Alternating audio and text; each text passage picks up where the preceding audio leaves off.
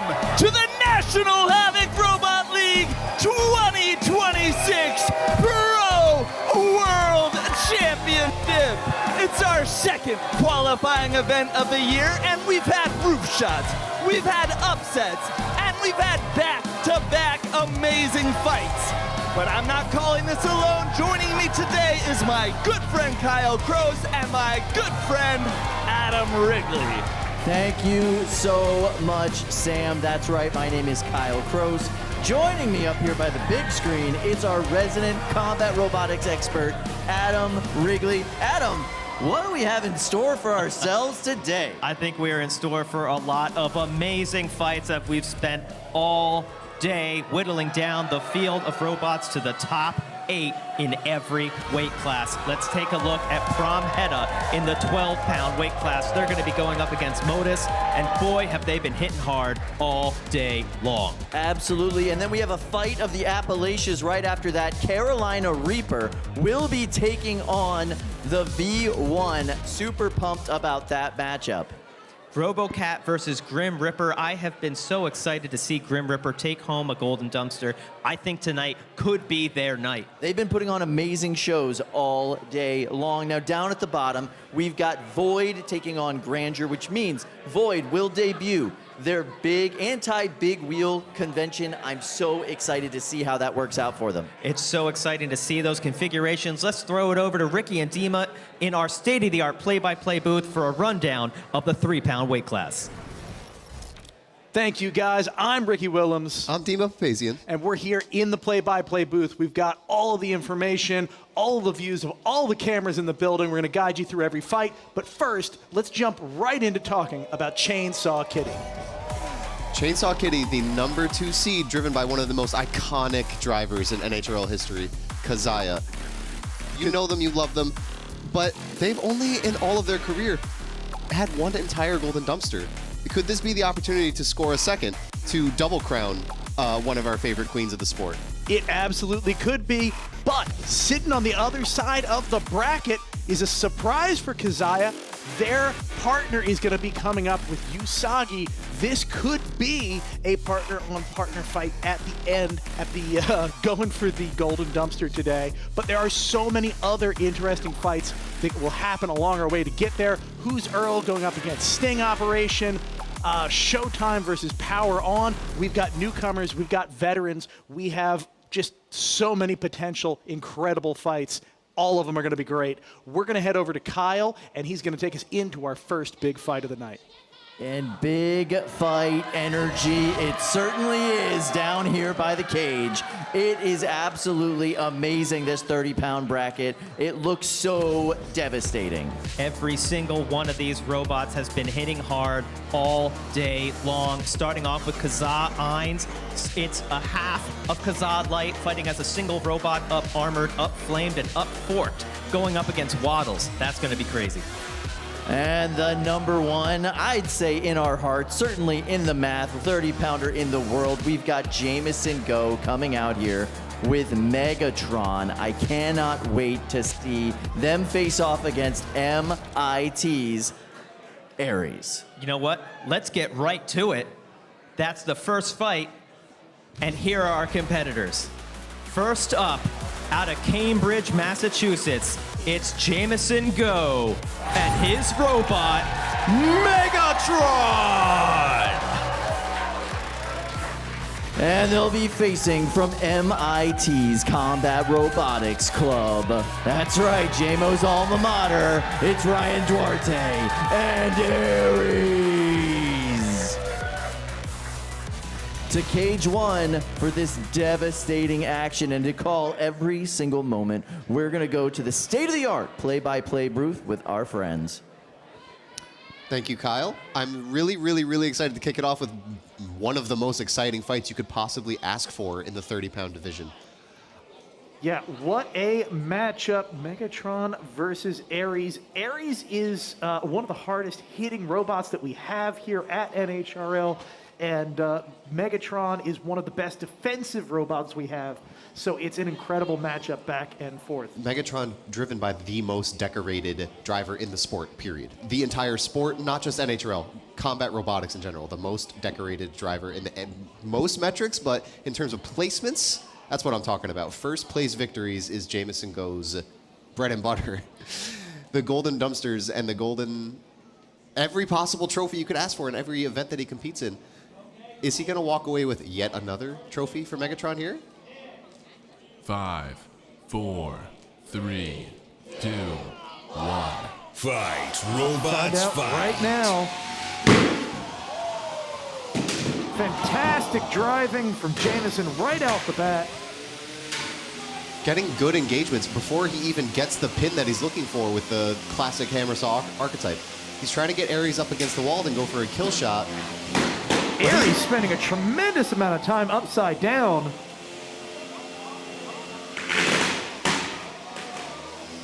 This could be the shot, and it is a big hit from Jameson on the bottom of Ares. Certainly a huge important shot, but it's not the shot just yet. No, but Ares does look like it's having a little bit of, well, in this case left, but if it was right side up, right side drive issues. Megatron just scooping Ares up. Yeah, those forks are just so dialed in on Jameson's robot. The forks and the front upright sort of armor guards are preventing Ares from really winning any of these engagements.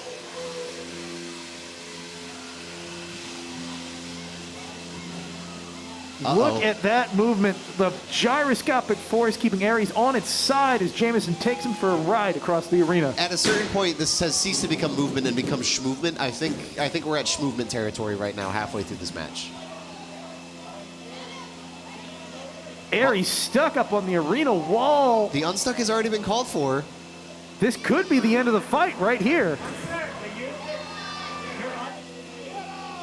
You can see the drivers asking. The lights turned blue earlier. It was called for. This is interesting. We are going into a count out, but we might end up with a little bit of involvement from our judges and referees to make sure that everything was copacetic there. Everything on the up and up. Yeah, you can see the Ares team talking to the refs immediately right now.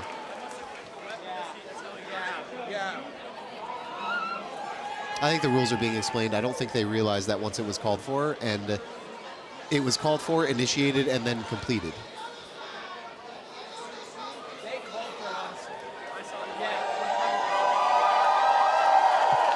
Crowd cheering for Jameson Go. A fan favorite, a crowd favorite, a class act. Yeah, credit Jameson. As much as he is a very serious competitor that wants to win, he's very intent on winning fairly. He always wants to make sure things are on the up and up and, reasonably done. It sounds like it was based on what we're hearing cage side, but sometimes in all that commotion, it's hard to keep track of what's going on. Absolutely. And, a minute 30 or 2 minutes might seem like a short time, but that's 2 minutes of cage time. Time moves a little slower when you're in the Lexan.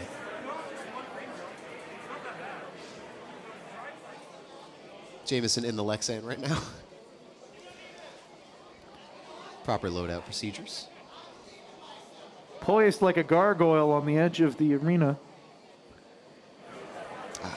A sort of despondent look at Ares himself, if we are referring to the god of war that the robot is an avatar of. Ares, we just have seen deliver such incredible and quick knockout fights.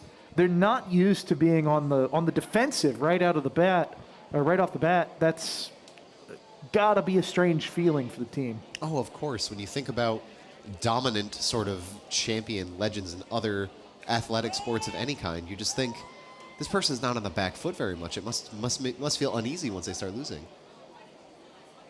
I think we're getting ready for a cage side interview with Jameson Go. Let's go to Sam cage side. Yes, thank you so much. I am cage side here with Jameson Go, just coming off a win. JMO, your weapon stopped working in that match. Do you have stuff to repair? Yeah, I got 3 of the weapon assembly. It looks like I clipped their beater there a little bit, so the flanges popped off. and I stopped transmitting torque. So we'll go upstairs, we'll take care of it, and we'll be ready for the next fight. All right, well, we are looking forward to that. Good luck going forward, and thank you so much. All right, back to you in the desk, on the booth, wherever you are. No, you're going back to us. This is Kyle and Adam right up here on stage. I got to tell you, that was as epic of a fight as I thought it would be.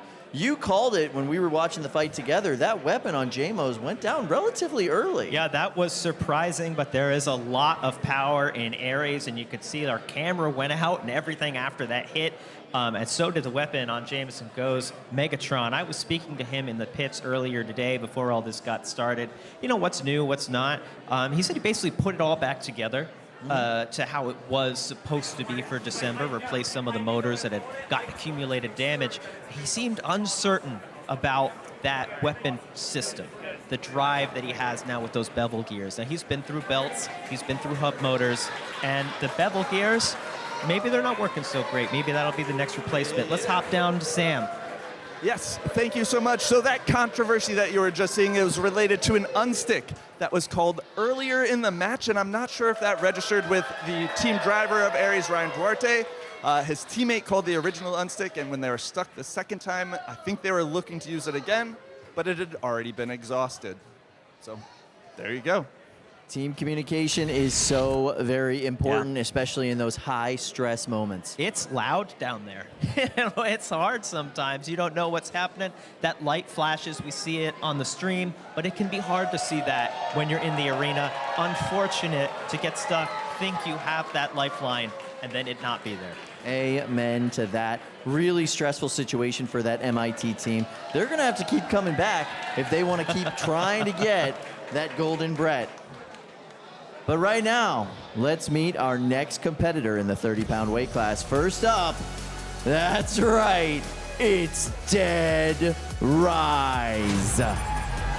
This bot hits like a ton of bricks. Max Renos and Scrapyard Robotics and their robot, Makabot. This bot has had some struggles today, but they persist, and they are in Cage 1 right now. And to call this devastating action, we are going to go to the state-of-the-art play-by-play booth and our friends Dima and Ricky. Thank you, Kyle. By all reports, this will in fact be a devastating fight. You can see right away the size of those weapons.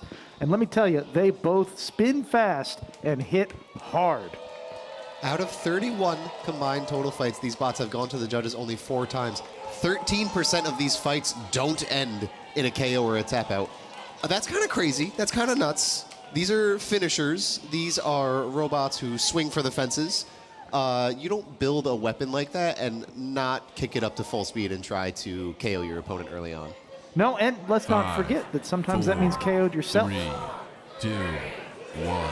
Fight, robots, fight. Away we go. Quick start from Dead Rise with immediate engagement on the side of Makabot. Winning that first engagement, but losing a fork in the process. Makabot going head over heels. These are some dangerous scrambles. I see a belt. Oh, that is a track from the right-hand side of Dead Rise. As Dead Rise is thrown into the air, doing somersault after somersault before self-righting.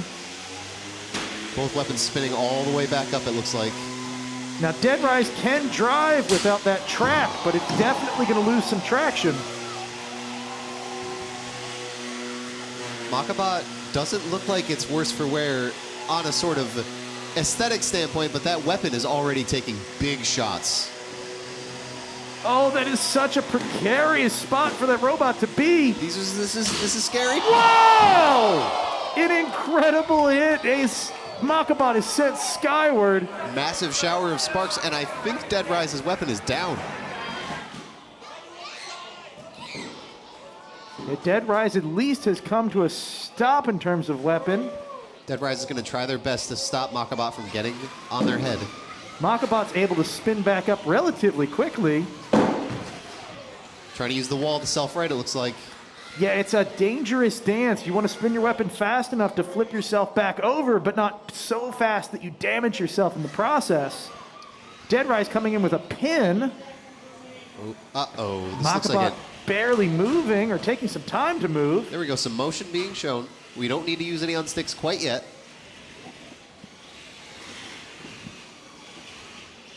Dead Rise's drive looking pretty confident despite missing that belt and having all sorts of different wheel colors and configurations. This is some good control work from Dead Rise. They are doing a good job controlling the match. This looks like, yeah, not an unstick that was called for, but the robots have been entangled. Yeah, now in the case of an entanglement like this, the housebot attempts to separate the two. It doesn't qualify as an unstick. It's just us trying to get the robots apart. And now that it is unsuccessful, now that the housebot is unsuccessful, the match is paused. We'll go in with, some tools and remove these two robots from one another before restarting the match. Not power tools, just the classic sort of caveman tools, a big metal stick or a big hook. Transmitters down, not going to move the robots. Cage Crew are a lot like Golden Retrievers in that they really love a good stick. You can see this stick they're using here.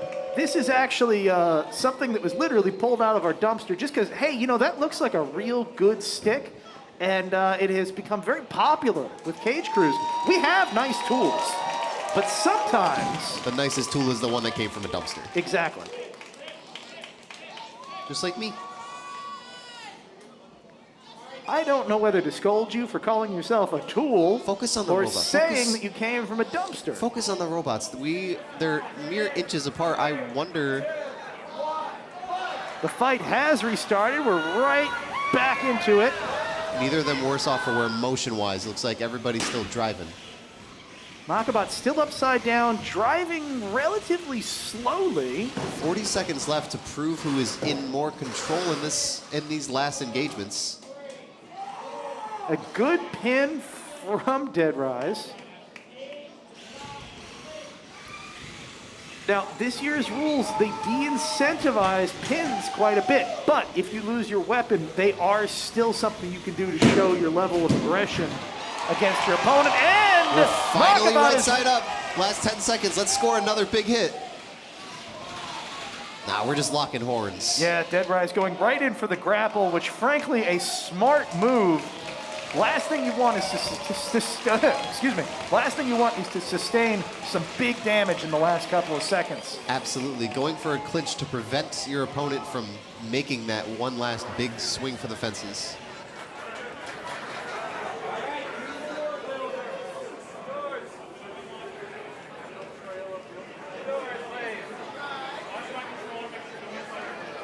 I think that is a really interesting fight for the judges to score.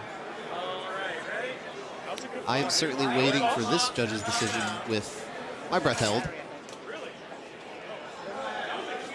Yeah, our new judging criteria really has a pretty heavy focus on damage and on your efforts to create damage. And so, to that end, Dead Rise came out looking pretty good in my eyes, but Makaba having a working weapon is still going to be a really, really important part. Let's go into the replay and see some of these moments. There's one really, really big hit with a shower of sparks I so hope we see. It's interesting. Most of the parts that ended up coming off of Dead Rise were coming off in engagements that Dead Rise instigated. Of course. Just because there it is. A massive, massive hit, but in the process, took down the weapon on Dead Rise. And like you said, they instigated that engagement. It just didn't turn out well for them. They got counterpunched, so to speak. Sometimes you break your fist on your opponent's face. It happens. Good evening, robot fighting fans. Maybe the only people in the room more hyped than I am, except for evil henchman Sam, Caveside, who might have some words for us. Yes, thank you, Dima. I am here with Joe from Dead Rise. Joe, those were some incredible hits. Where did that come from? Dude, that came from 7.3 kilowatts of power coming out of a 5694 in-runner, man. AR 600 disc, it was hitting so hard. And Joe, you took some damage in that match. How many Dead Rises did you bring today? Dude, we got 3 Dead Rises upstairs right now. One might have got hurt by Gargantuan. He just honestly could have sent me to the roof of that bot. So we got 2 more ready to go for the rest of the night. We're here. We're ready to conquer the rest of the field. It's going to be great. All right, well, we are going to have to wait for this judge's decision, which is in. So let's take a look. You can look on your monitor, and Dead Rise is your winner.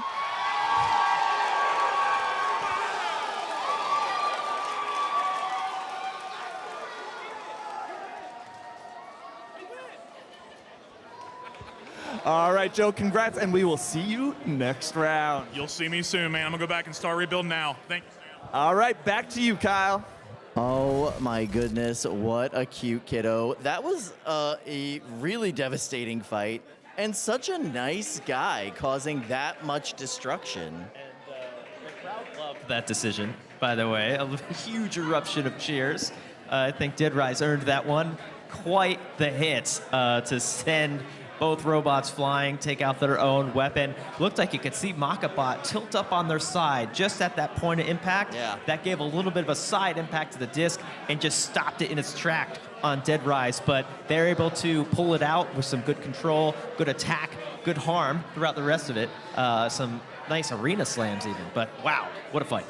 All right, we are ready to meet our next competitors in that 30-pound weight class. First up, it's Joshua Reinhardt and Kazahin. Singular. He will be facing Connor Howard, Team WPI, and their robot, Waddles! Just the cutest little murder machine I've ever seen. All right, so we are now going to cage 1 for this action. And to call every single moment, we're going to go to our 2 experts in that play-by-play booth. Dima, Ricky, what's up? What's up is we are about to see 2, at this point, legendary robots of the sport. Waddles from WPI and Kazahin, a sort of altered version of the previous world champion back in December. Here's some fun. Can you read this factoid for me, Ricky? Both of these drivers won the 30-pound open they attended last. Both of these drivers have won a lot more than that, quite frankly. These are they're loaded histories behind these 2 robots. They're coming off of wins. Light has won so much that even though it's erupting fire constantly, it used to be a multi-bot, now it's a singular bot. It was winning so much that I heard people sort of not groan, but they were like, oh, well, Kazah's just going to win. Yep. They had the sort of attitude of Light's just going to win. Almost became a sure thing.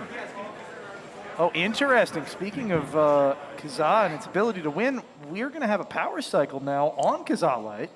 For those that don't know, a power cycle is exactly what it sounds like, just a quick off and on. What do you do when something isn't working in your IT department? You just turn it off and on and see if that fixes it. So, step 1. Weapon locks in, make it safe. Yep. Now those weapon locks prevent the flame system from engaging, even if the power was on and you accidentally hit a button or what have you. Thank you, Ricky. You are the resident flame expert, not just at NHRL, but, that I know of in human history. The winner here is going to go on to face Megatron and Jameson Go. See if that power... There we go! Is she moving? I do want to point something else out, right? We've got what I consider a battle of fire and ice. Kazahin, the biggest flame robot that we've had here, biggest flame robot in quite a while, going up against Waddles that is nominally a penguin. Nominally a penguin is a great title. That's honestly a great robot name. Yeah, I would have a robot called Nominally a Penguin. All right. Oh, speaking of 5, fighting Jameson 4, soon, 3, get a little 2, preview of what's to come. 1. Fight, robots, fight. Away we go. Decent spin up from Waddles and immediately hitting Kazahin into the air, and the flame begins. This is what you all came here, folks. Let's get excited for big fireballs coming out of Kazah. Now the fire will work just fine while Kazah is upside down, but the forks are not going to work as well. Yeah, the forks aren't flush with the ground, so they're not going to... He's not going to win the ground game against Waddles and start pinning it, maybe? Oh, look at this positioning! That's a few free seconds of flame. And every second matters when you've got that much fire. Look at the little tornado of flame that erupts when the spinner on Waddles is shoved into the maw of Kazah. I kind of just have my mouth open, just staring in awe at this. The fire is so beautiful from Kazah. We have a lot of flamethrowers today, but Kazah is the biggest one. We got to remember, Kazah usually puts that amount of fuel into 2 separate robots. The Kazahin brings it together into one robot, which means they can run twice as much fuel per chassis. And they can afford to blast as much as well, significantly more than they used to be able to when they were segmented into 2. Oh, Waddle's taking Kazah for a ride. This is the most we've seen Joshua struggle with an opponent in a while. It looks like they were avoiding the flame in this pin. It looks like Joshua wasn't able to get any damage on this. Oh, we may have an entanglement situation. Kazah unable to dismount from Waddles, but Waddles stuck in the arena wall. Yeah, this is exactly what you would expect from Joshua. He's taking the opportunity to barbecue his opponent rather than letting the unstick occur. They're out of the kick plate now. Let's see if that fire did any lasting damage to them. It certainly looks like Waddles is slowing down a bit, but that could just be a stunned driver. Another good pin and good torching from Kazah.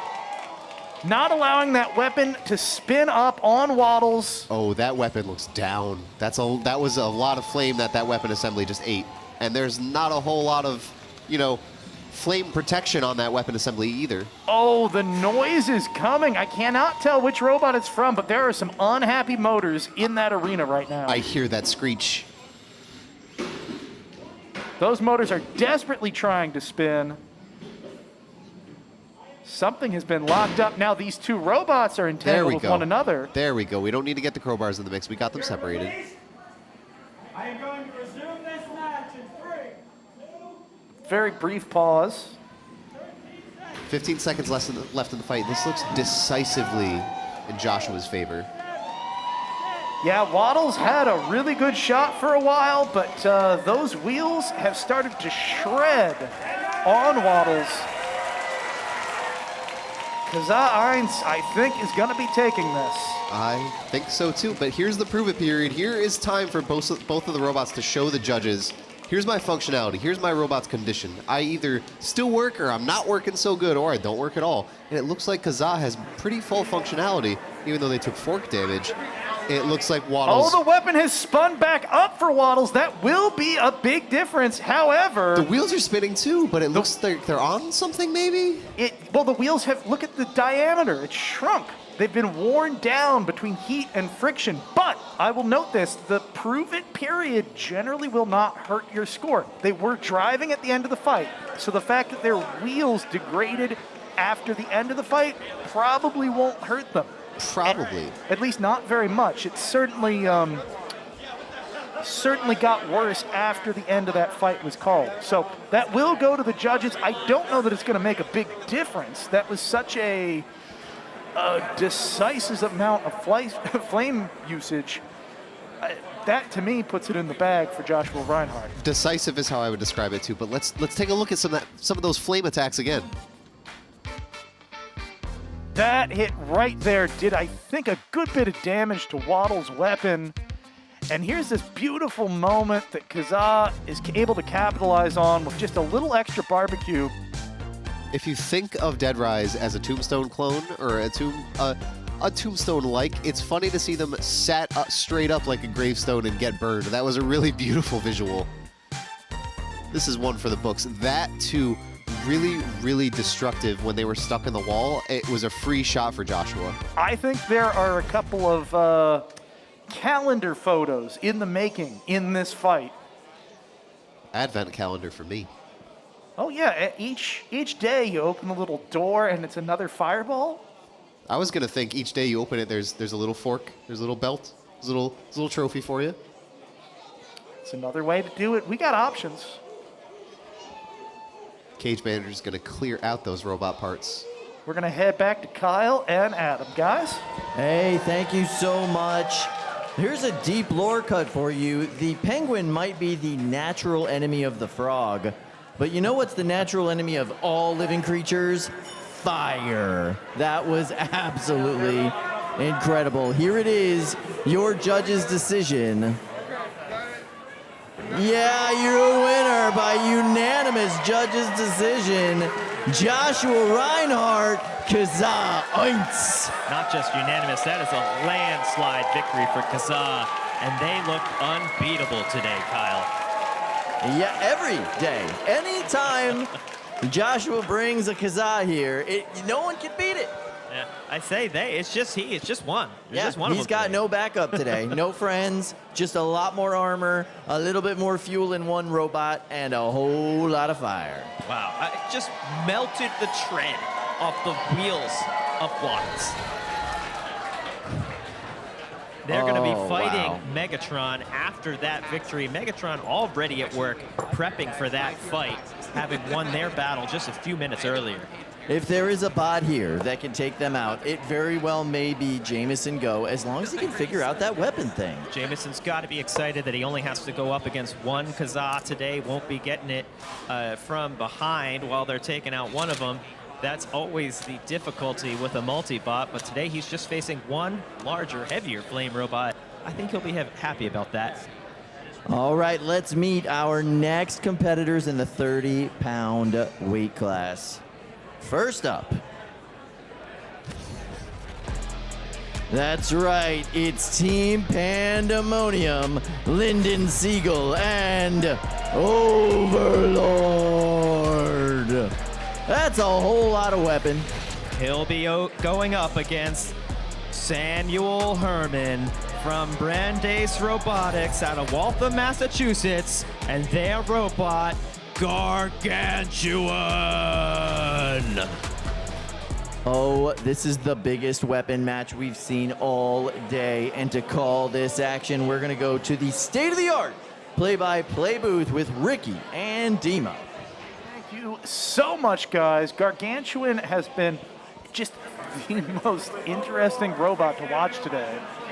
We do have a development to clue you in on, though. Unfortunately, due to a medical incident earlier, we will not have Lyndon piloting the robot. Oh, wait, he's back. I don't think he's going to be piloting. I think he's going to be drive coaching. Interesting. Okay, well, then a combination. Yeah, we're going to have, yes, Jillian will be piloting the robot with Lyndon coming in as driving coach. Wow, I didn't actually realize this particular one. 10 miles from each other, these two builders live. That's funny. I knew Gargantuan was from Brandeis. I know where my friends Lyndon and Jillian live. I just did not put two and two together. 5, 4, 3, 2, 1. Fight, robots, Away we go. Ooh, a big hit from Overlord on Gargantuan. This sort of large vertical spinner is kind of the natural enemy of big wheel robots like Gargantuan. Not only that, but the width kind of allows Jillian to corral the entirety of one wheel in the forks. Wow, those are some big hits, some serious damage being inflicted on Gargantuan as they go head over heels. Overlord looking very maneuverable despite its size, despite the size of its weapon, despite the gyro, doing a great job out-driving Gargantuan where it matters. Those wheels have slowed to a crawl, really just barely any movement out of Gargantuan, and now the weapon is down as well. Gargantuan sort of, when it gets popped up and then it lands on those wheels, but they're rickety and damaged and they're losing treads now, so when it gets back up on its feet, it sort of does a little stick bug dance. This may be the end for Gargantuan. The weapon is spinning up, but I'm not seeing any drive movement. Is Overlord going to do another hit for good measure? This is them calling for an unstick. Good measure indeed. It's a big robot. It's like 1.4 Derflers. The treads on the floor. Yeah, the plastic used on those wheels is really durable, and a lot of times the treads just don't have the same level of durability. We say they're very durable, and big wheels are very durable. Look, a little victory dance with pieces going missing from Overlord. I think something came off. Be careful with the dances. Knockout. Bowing down to their opponent. Bowing down to the bot barons. Royalty they are. Not just Overlord. For those who don't know their other robots, they are, Lyndon and Jillian do theme their robots after royalty. They have Prince, they have Overlord, Emperor, Vanguard. Even more. But today it's all about Overlord. With that win, Overlord will be headed to fight Dead Rise. And as we mentioned earlier, Kazahin will be fighting Megatron. But that's in the 30-pound bracket, which we are going to take a breather from while we jump into our next set of fights in a smaller weight class. Let's take a look. Where are we going, Ricky? We going 12s or going 3s? Let's go to Sam, actually, and he can tell us where we're going to head. Thank you so much, Ricky. I am up here in the pits with Jameson from Megatron. And JMO, you now have to fight Kazahin. Are you ready for the heat? Yes. All right, JMO's ready for the heat. You fought Kazah in the past a couple different times. How did those go? It was hot, but we still took the win. I don't know if we're going to be able to do it this time, but I'm not going to change anything. All right, JMO is prepared. He's not needing to change a thing. He's got his Red Bull, and he's ready to go. Sponsor me. Back to you, Kyle and Adam. Wow, you gotta love the confidence of Jameson there. Not gonna change a thing to go up against Kazah. Normally people are frantically taping gold insulating tape to their robots. You know, normally JMO's a really good interview, and that was just the most boring version. I really enjoyed it. I really enjoyed it. I'm going to win. I mean, probably. I'm not changing anything, though. Had a cheer from the crowd there for Gargantuan getting carried off. You gotta love it. All right, let's check out this 3-pound bracket. This is the 3-pound division in the entire world as far as I'm concerned. Up at the top, we got Power On taking on Showtime. Showtime has been crazy today. Yeah, such a cool robot. Sharp disc, vertical spinning, 4-wheel drive, amazing. Down there, we got Usagi taking on Lunatic, two of the best drivers in the game. And Lunatic, I would say that it's an underdog, but no, it's Zach Knight's robot. It's just low-seated. And he's going crazy today. Next up, we got Chainsaw Kitty versus Pipeline Punch. That is a fun fight. Everybody loves a good pipeline punch. They're just so much fun. And Kazahin is one of the most entertaining drivers in the entire sport. Just took out the robot that inspired Chainsaw Kitty in their previous fight. And the last up in the 3s today, Who's Earl versus Sting Operation. It's first time for these bots here this deep into the bracket, and I am so excited to see if they can rise to the occasion. But right now, we are going to go to Cage 2, where we have bots loaded in. That's right. We've got Showtime in the box right now, ladies and gentlemen. But we're going to go to our friends in the state-of-the-art play-by-play booth. Dima, Ricky, take it away. Thank you, Kyle. We just saw a sized-up version of Power On right now. Power On looks like a mini 1/10 the size of Makabot. Let's see if it has more than 1/10 of the power. Let's see how the scaling works for this miniature Maka. We are going to find out soon enough. I will tell you, these robots are going to fly into the air quite a bit easier than their larger brethren. Oh, interesting. Showtime defeated Power On in November of 2025. I assume that is the last time they met up. It's good to know I've won this before. I can do it again. 3, see if they can. 2, 1. Fight, robots, fight. Away we go. Power On slow out of their corner and taking a brutal hit from Showtime. That's very meaningful damage for the first engage. Yeah, and then flip after flip after flip. It's like flapjacks in here. That was a crazy combo. That was back and forth, back and forth, back and forth. I would love to see that again in the replay. Power On doing some defensive driving, getting away and trying to get some bite, but their weapon doesn't look like it. I don't know if it can spin on anymore, if that was a strategic decision. It's a great question. Those are some sharp forks on Showtime. They've got to be very careful. Even at this very gentle seam in the arena, they're still getting caught up a bit. Man, Showtime looks smooth. Oh, that is not a good spot. They're going to be calling for their unstick and then immediately hit by Showtime. To get that unstick, the house spot kind of had to push Power On into Showtime. You can see that weapon belt laying in the arena floor on Power On. So even if they do become right side up, they're not going to be able to attack effectively. This doesn't look good for Max Renus and Power On, but, you know, like I always say, play to your outs. It's not over till it's over, especially this deep in bracket. This is prime time, baby. You got to fight your heart out. And fighting his heart out, he is. There it is. Power On is right side up again, but will they be able to capitalize on it? Even if the weapon isn't working to its effectiveness, that's a big hunk of metal you can still push into the other person's spinning weapon. Oh, that was Showtime getting stuck up on one of the wheels of Power On. Or some piece of Power On. Whoa, Power On looking smooth now. Yeah, suddenly so much more speedy. Oh, this could be it for Power On. They're hung up on the arena wall. They are moving a little. They don't have another unstick to call for. If they can't move their way out of this spot, it's gonna be it. Oh, they've done it! With less than a minute in this fight, Power On is not taking defeat lightly. They're not gonna take it laying down. No, they're not. Certainly not over yet. Oh, the rear reinforcement on Power On has come loose, and they have slowed to a crawl. Something has gone very wrong in that robot. As they end up head over wheels, one after another, these hits stacking up. They will be counted out just before the match saves them by the bell. That's a knockout! Wow. Knocked out with 9 seconds left on the clock. Losing a belt early is not, it's bad, but it's not as bad as losing pieces of your back armor. That's true. That's true.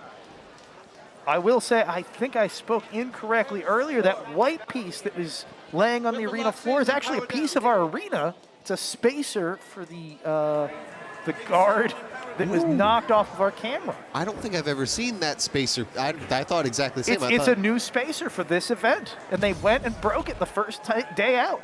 Let's go to the replay. Oh, no, I'm doubly wrong. There is a spacer that looks like they hit both. Yeah, we got both. We got both. Wonderful. You can be right and wrong. I can be right and wrong. I am every day. Just that crazy juggle. Just back up a little bit, let him fall, go right back straight in. That was honestly really, really impressive comboing from Showtime. There's just your look from behind where the guard is supposed to be. supposed to be. Yep. Wow. Let's go to Sam. He's cage side. Sam? Yes, I am. Thank you, Ricky. I am with Ben from Showtime. And Ben, what a showing. Is this going to be a Showtime style prime time? Well, it's been Showtime so far. I think it'll hopefully keep going. All right, and that match, you really took it. Maybe you thought you wanted a bit earlier. What was going through your head when powered back on? I mean, I was always worried, like any fight can always go bad in an instant, so I just tried to stay focused and target whatever I could on them. All right, well, nice job. Good luck going forward, and I can't wait to see your next match. Thank you. All right, back to y'all. Those WPI folks, they sure know what they're doing, I'll tell you that much. What a fight there. You know, it seemed like it was over really quick, but they just didn't want to die. Yeah, you gotta love the durability at that 3-pound weight class. They just get roofed and keep going every single time. But right now, we're gonna go to Cage 2 with two of the best drivers in the game already loaded in. Let's go to the play-by-play booth to call this action. Ricky, Dima, take it away. Thank you, Kyle. This is a battle of titans, I'd say. Zach coming in with, just a little lunatic up in here. This robot is dangerous. Lunatic, oh, excellent record against Hammersaws, and by that I mean a perfect record, but a small record. This is compared to Usagi, who's coming in with a middling record against robots like Lunatic. Okay, we say middling, but I think having a positive record against your bad matchup shows that you have what it takes. 5, Beaters is the bad 4, matchup for Hammersaw. It's a great point. 2, 1. Fight, robots, fight. Away we go. An excellent hit right off the bat from Lunatic. Usagi going flying in the second exchange and a third exchange. Fourth, fifth. Usagi has a... That Hammersaw is not self-righting, or it's struggling to, and there it is. These upside-down hits can be absolutely brutal on a robot like Usagi. It has exposed wiring. One fell swoop is all it takes. Zach is clearly locked in from driving Prom Hedda all day. Lunatic, a smaller version, but the same style of robot, doing the same thing that he has built all of his robots to do. Usagi, it's hard to tell how much damage it's taken to this point. Lunatic going flying there, and Usagi kind of picking up the slack. That's one of Usagi's drive belts. Yeah, one of the belts has gone missing, but they can still drive just fine on 3 wheels. I don't know what the first part of that match was for Usagi, but it took a minute for them to really lock in. When your Hammersaw starts bouncing around, that's when it gives the Vert the opportunity to start getting more and more hits. Right, but they are clawing back this match bit by bit, starting to win more and more engagements as they drive in a more careful manner. But Very conservative strategy. But I wonder if that blade can still spin up. It doesn't even look like it's straight anymore. It's a great question. Wow! The hammer can still fall, and that is still worth something, but... Absolutely. That damage is adding up on Usagi. And look, the front end of the robot is kind of... It's starting to become a little floppy. Floppy like bunny ears. Floppy like bunny ears. You kind of see that in the spring tip forks, too. A little ramp action there from Usagi. They're winning progressively more of the ground game, but... Oh, this is interesting. This is a great moment, and the spinner does work. Can they connect? They cannot. They did not connect. The movement of the arm seemed to kick them up, and they missed. They called for an unstick. That did burn the unstick on Lunatic. This is still anyone's match, but Usagi does need to make up ground. Drive your heart out, Alex. Oh, can they self-rit? They can. Coming down on the last 30 seconds. Another drive belt has been removed from Usagi. They're now 2 out of 4-wheel drive. Running that spinner proactively now, I see. In the last few seconds, when you're that down, I absolutely see the decision making there. Yep, we're coming down to the last 10 seconds, so this will be going to a judge's decision. A bit of tread has started to jam up one side of Usagi's drive, but oh, that is a huge hit to end a fight on as we head to the judges. Goodness gracious, Zach Knight's driving. We have a moment for the prove it period. The drivers are going to attempt to show off what works and what doesn't. This can only help them. Both robots driving around a bit. The weapon on Usagi still spinning up. Both robots still, these would be considered full or almost full ability to drive and weapon, but that does not mean that both robots are equally worse for wear. Clearly more damage was taken by Usagi. It's just a question of, was it enough to secure a win for their opponent? It's gonna come down to whatever the judges have to say. Lunatic, incredible performance for the first 20 seconds of that fight. Not, to my eye, Usagi never quite caught up, but they certainly fought their way back to a parity in ongoing performance, which is to say, towards the end of the fight, I felt like it was back and forth. I just don't know if that's enough to make up for the beginning of the fight. Completely understood. And we talk about like advantage states and snowballing. Like once you start doing damage, it's easier to do more damage. Just goes to show how hard it is to play catch up, especially in a matchup like this when you're getting juggled and you need time to reset yourself, get flush with the ground, and get a pin for the KO. But Alex was doing such a fantastic job going for all of those things. And obviously no bad blood between these two teams. No, just infinite love. We're going to head back to a couple more people who know about infinite love. Adam, Kyle. Wow, I mean, he's not wrong. You know, Kyle, after the previous 3-pound fight, you talked about the durability in this class, and we saw it again with Usagi there. Just hit after hit after hit. That was insane. Yeah, good on her. That robot took those hits like a champ. And the winner of that matchup, once we get that judge's decision, will face this team. That's right, WPI, Showtime. This robot has been on an absolute devastation run today. Getting it dialed in the pits. Didn't look any worse for wear after their last fight, but they're just getting it back to 100%, replacing all those wear components, making sure everything is good to go. And I'm hearing, Kyle, the judge's decision is in. All right, who is Showtime going to be facing? Ah, there we go. Unanimous judge's decision. Zach Knight and Lunatic will be going on to face Showtime in the next round. 9-2 across the board. Kyle is an insane spread. Lunatic dominated that fight. Listen, if the guy at the end of the fight looks like he lost the fight, they lost the fight. That's how it goes. That's how it should be. That's how every judging rubric should work. And at the end of that fight, Usagi looked pretty beat up. Yeah. Still functional. Amazing job making that bot durable. But yeah, The pretty two beat judges' up. categories are basically who looks like they lost, and then as you were watching it, who felt like they were winning, right? Yeah. You know, that's the two vibes. Yeah, that's the two vibes right there. Well, speaking of that team, Usagi's team, the Sleepy Anime Girl Club, or the Black Cat Club Robotics, this is Kazahin Sky, the captain of that team, and this is Chainsaw Kitty. Yeah, two very similar looking robots here as Chainsaw Kitty going up against Pipeline Punch. Vertical spinners, big four-wheel drive, nice wide stances, but not too wide. Got some depth to them for the maneuverability, Yep. but a little bit more armor on Pipeline Punch's sides, whereas Chainsaw Kitty likes to run a little bit more exposed. A little bit, just a little bit more exposed. We're going to go to our friends in the state-of-the-art play-by-play booth to call this action. Ricky, Dima, let's get it going. Thank you as always, Kyle.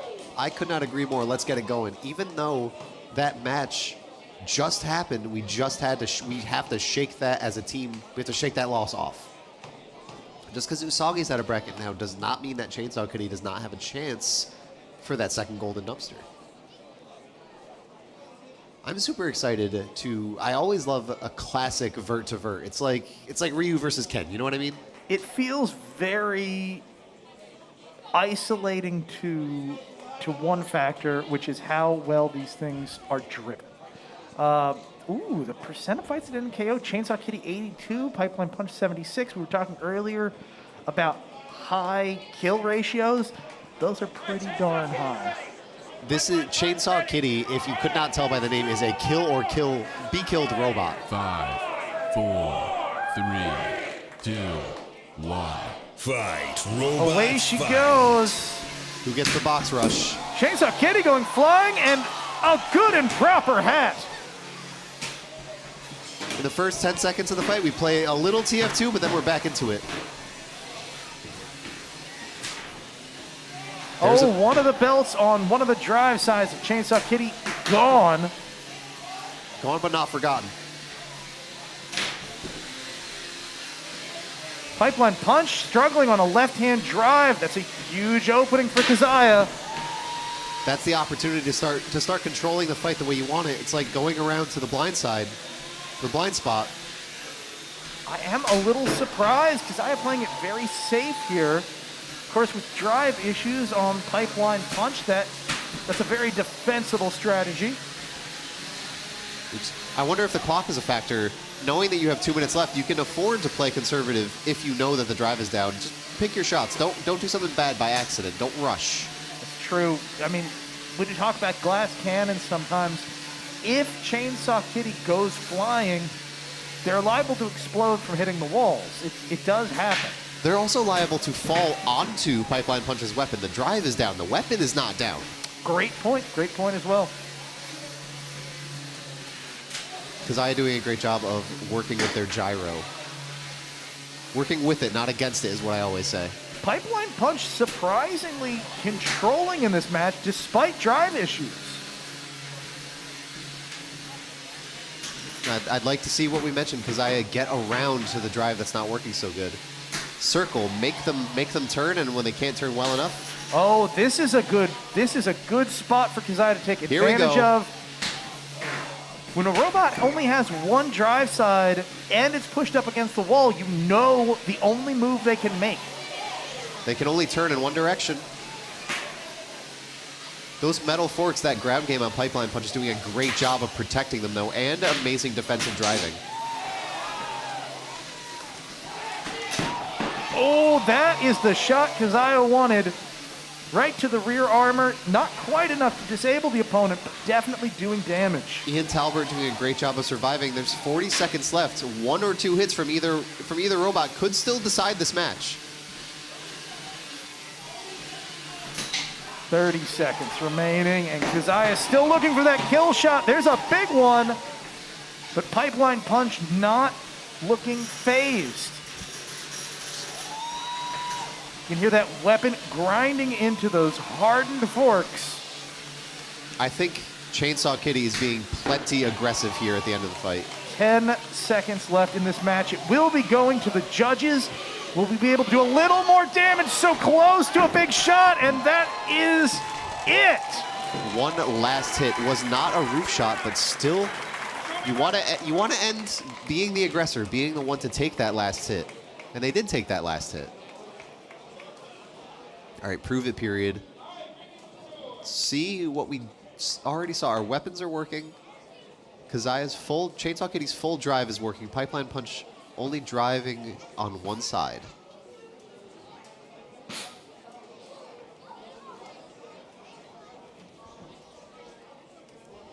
We're gonna go, I think, to a replay. There were some big hits in that fight, and it was really that moment of Pipeline Punch's drive side becoming damaged where everything turned around. Let's see if we can see that now.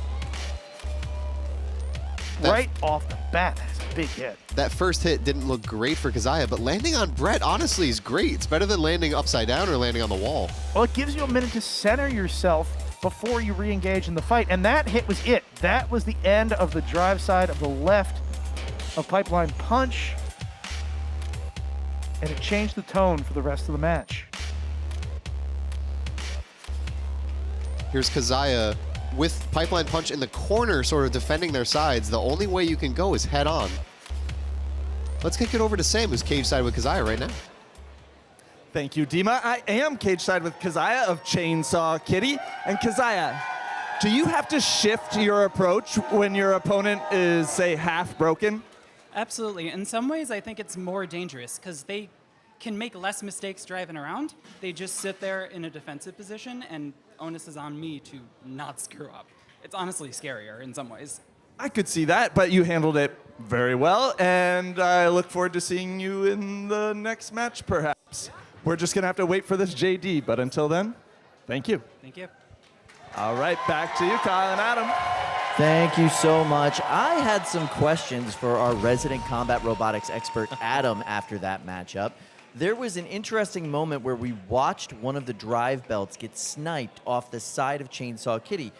And sometimes we watch that happen and that whole drive side is dead. But in that particular case, it was weakened, but she still clearly had drive on that side. What's happening there? So basically, sometimes people will drive both wheels off of a center kind of pinion, and some people will drive one wheel directly and chain the other wheel off of it. I think Kazahin's doing the latter. So you see that drive belt break, that's going to destroy kind of like the idler wheel, the unpowered wheel, but the one that's directly powered is still going to move. I think that's what we had happen there. So essentially what you're doing is you're turning that kind of two-wheel drive side into a one-wheel drive side. Yes. As opposed to like, an all-wheel drive car, now that side just happens to be a front-wheel drive. Yeah, when you look at a treaded robot, you'll see it a lot more directly. The tread gets ripped off, now the front doesn't work, but the back still does because the back is the one that's being driven by the motor. Yeah. So very similar effect here in a lot of the four-wheel drive robots. That fight is going to be tricky to judge because, early on, back and forth, I might give it, to Pipeline Punch, but Chainsaw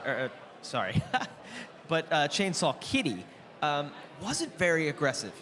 Yeah. And actually kind of took some hits themselves, In the playing end, it very yeah. cautious. I think they did just enough, but boy, is that going to be close. We have that decision in right now. It's showing up on your screen here in just a second. The winner of that matchup by unanimous decision, Kazahin Sky, Chainsaw Kitty. And that was pretty close, unanimous. You see two of those judges at 6'5". That could have easily flipped the other way. Yeah, very, very close judges' decision. You only need 2 judges' decisions to win a match. Yeah. And that very, very close judges' decision there. Excellent move by the Hawaiian team. But yeah, Kazahin Sky moving on. And now we are going to go to Cage 2 for more 3-pound action. And to call this action for us, it's going to be Dima, and it's going to be Ricky, and it's going to be our play-by-play booth. Well, for this match, we've got Sting Operation. You can see a very intimidating looking robot waiting for you. And then I have one question for you, Dima. Who's Earl? I wish I knew. I wish I knew. This is the second event where I can't answer the question being posed to me, who is Earl? But I do have a factoid. We have weapon diameter facts for both robots. 3 inches for Who's Earl and 5 inches for Sting Operations Blade.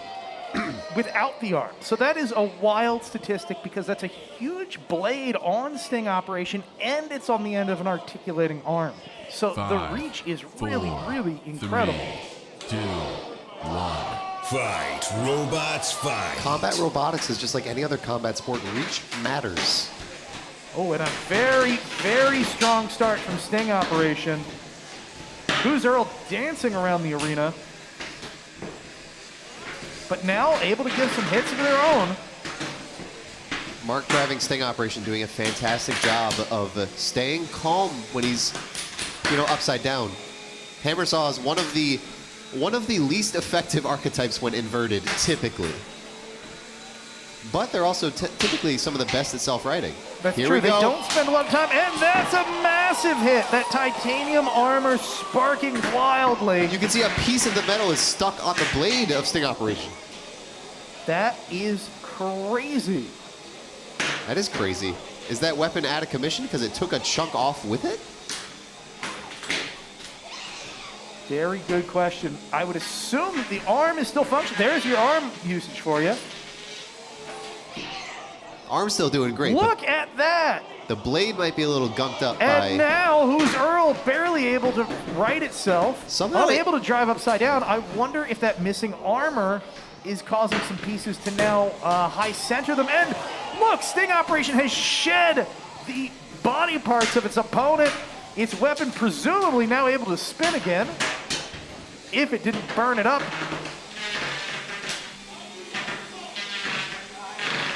This is an incredible back and forth match. Mark Young, the driver of Sting Operation, definitely looking for another pin and another shot to the chassis of Who's Earl, looking for a kill shot, the typical strategy of the Hammer Saw. Sting Operation, it's wild how their opponent kind of rides up on them and over them. That's not usually what you want with a Hammer Saw. You want to scoop your opponent and then swoop in from the top. No, but things don't always work out how you draw it up. Who's Earl is just magnificently quick. Very fast, very impressive driving. And they're able to chain these kind of instant strikes. And now they're slowed down to a crawl again. That's the second time we've seen that this fight. 45 seconds remaining. Anything could happen. Wow, a great just ramping up off the house bot. Who's Earl taking some engages for themselves. Nathan Milhorn doing an excellent opportunity for Sting Operation to strike. Will they do it? They will. Doesn't look like they got anything critical there, but, showing the judges, hey, I got a pretty important strike on their back. That's where you want to be in the last 10 seconds of a fight.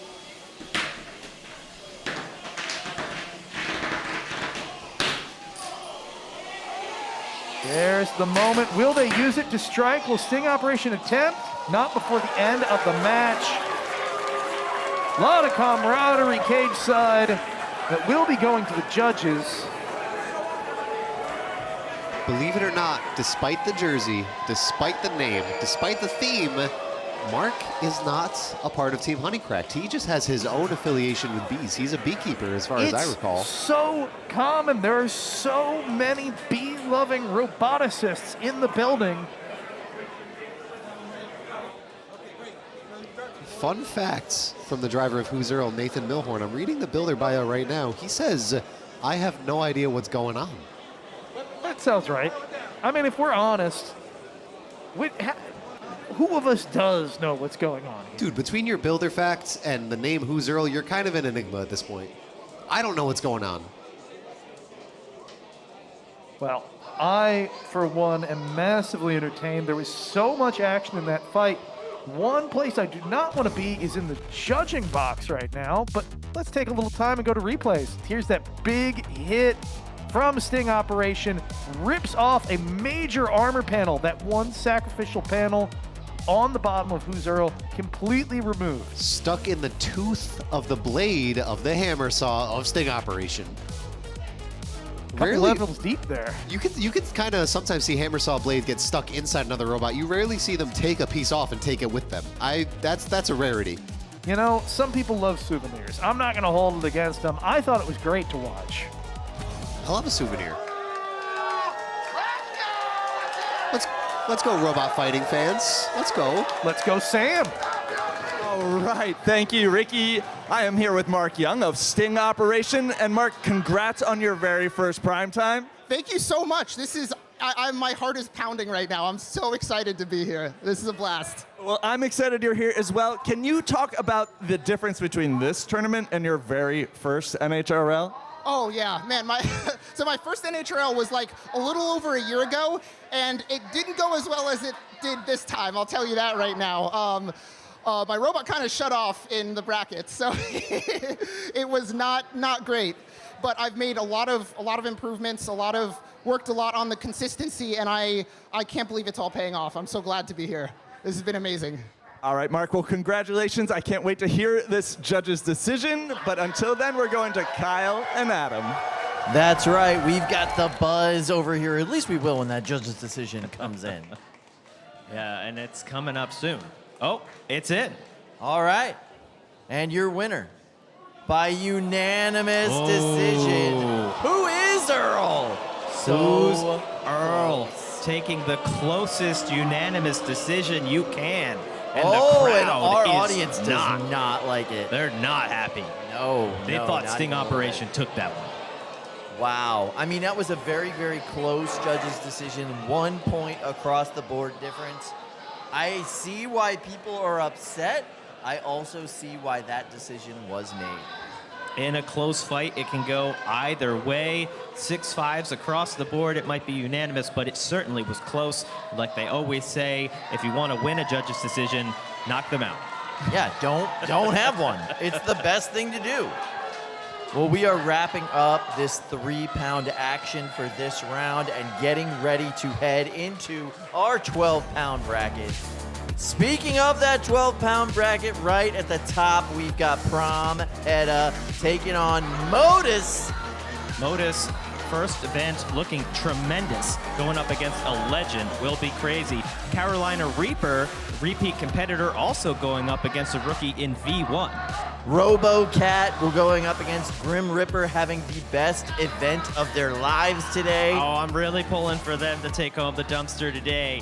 And then we've got Void versus Granger, where we're going to see a tremendous and big wheel config on Void to take on the big wheel bot, Granger.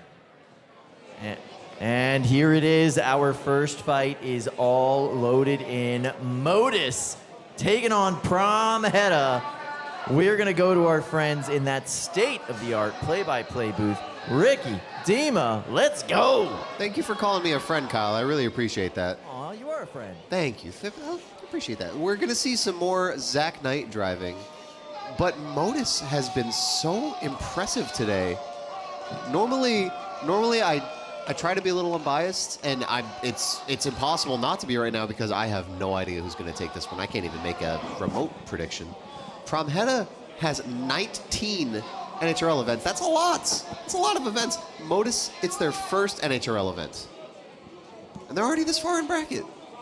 Can they go all the way on their first events? That would be impressive. I might be trying to speak that into existence a little bit because I think that would be very cool. 5. It would 4, certainly be entertaining. 3, Let's see if they can do 2, it. 1. Fight, robots, fight.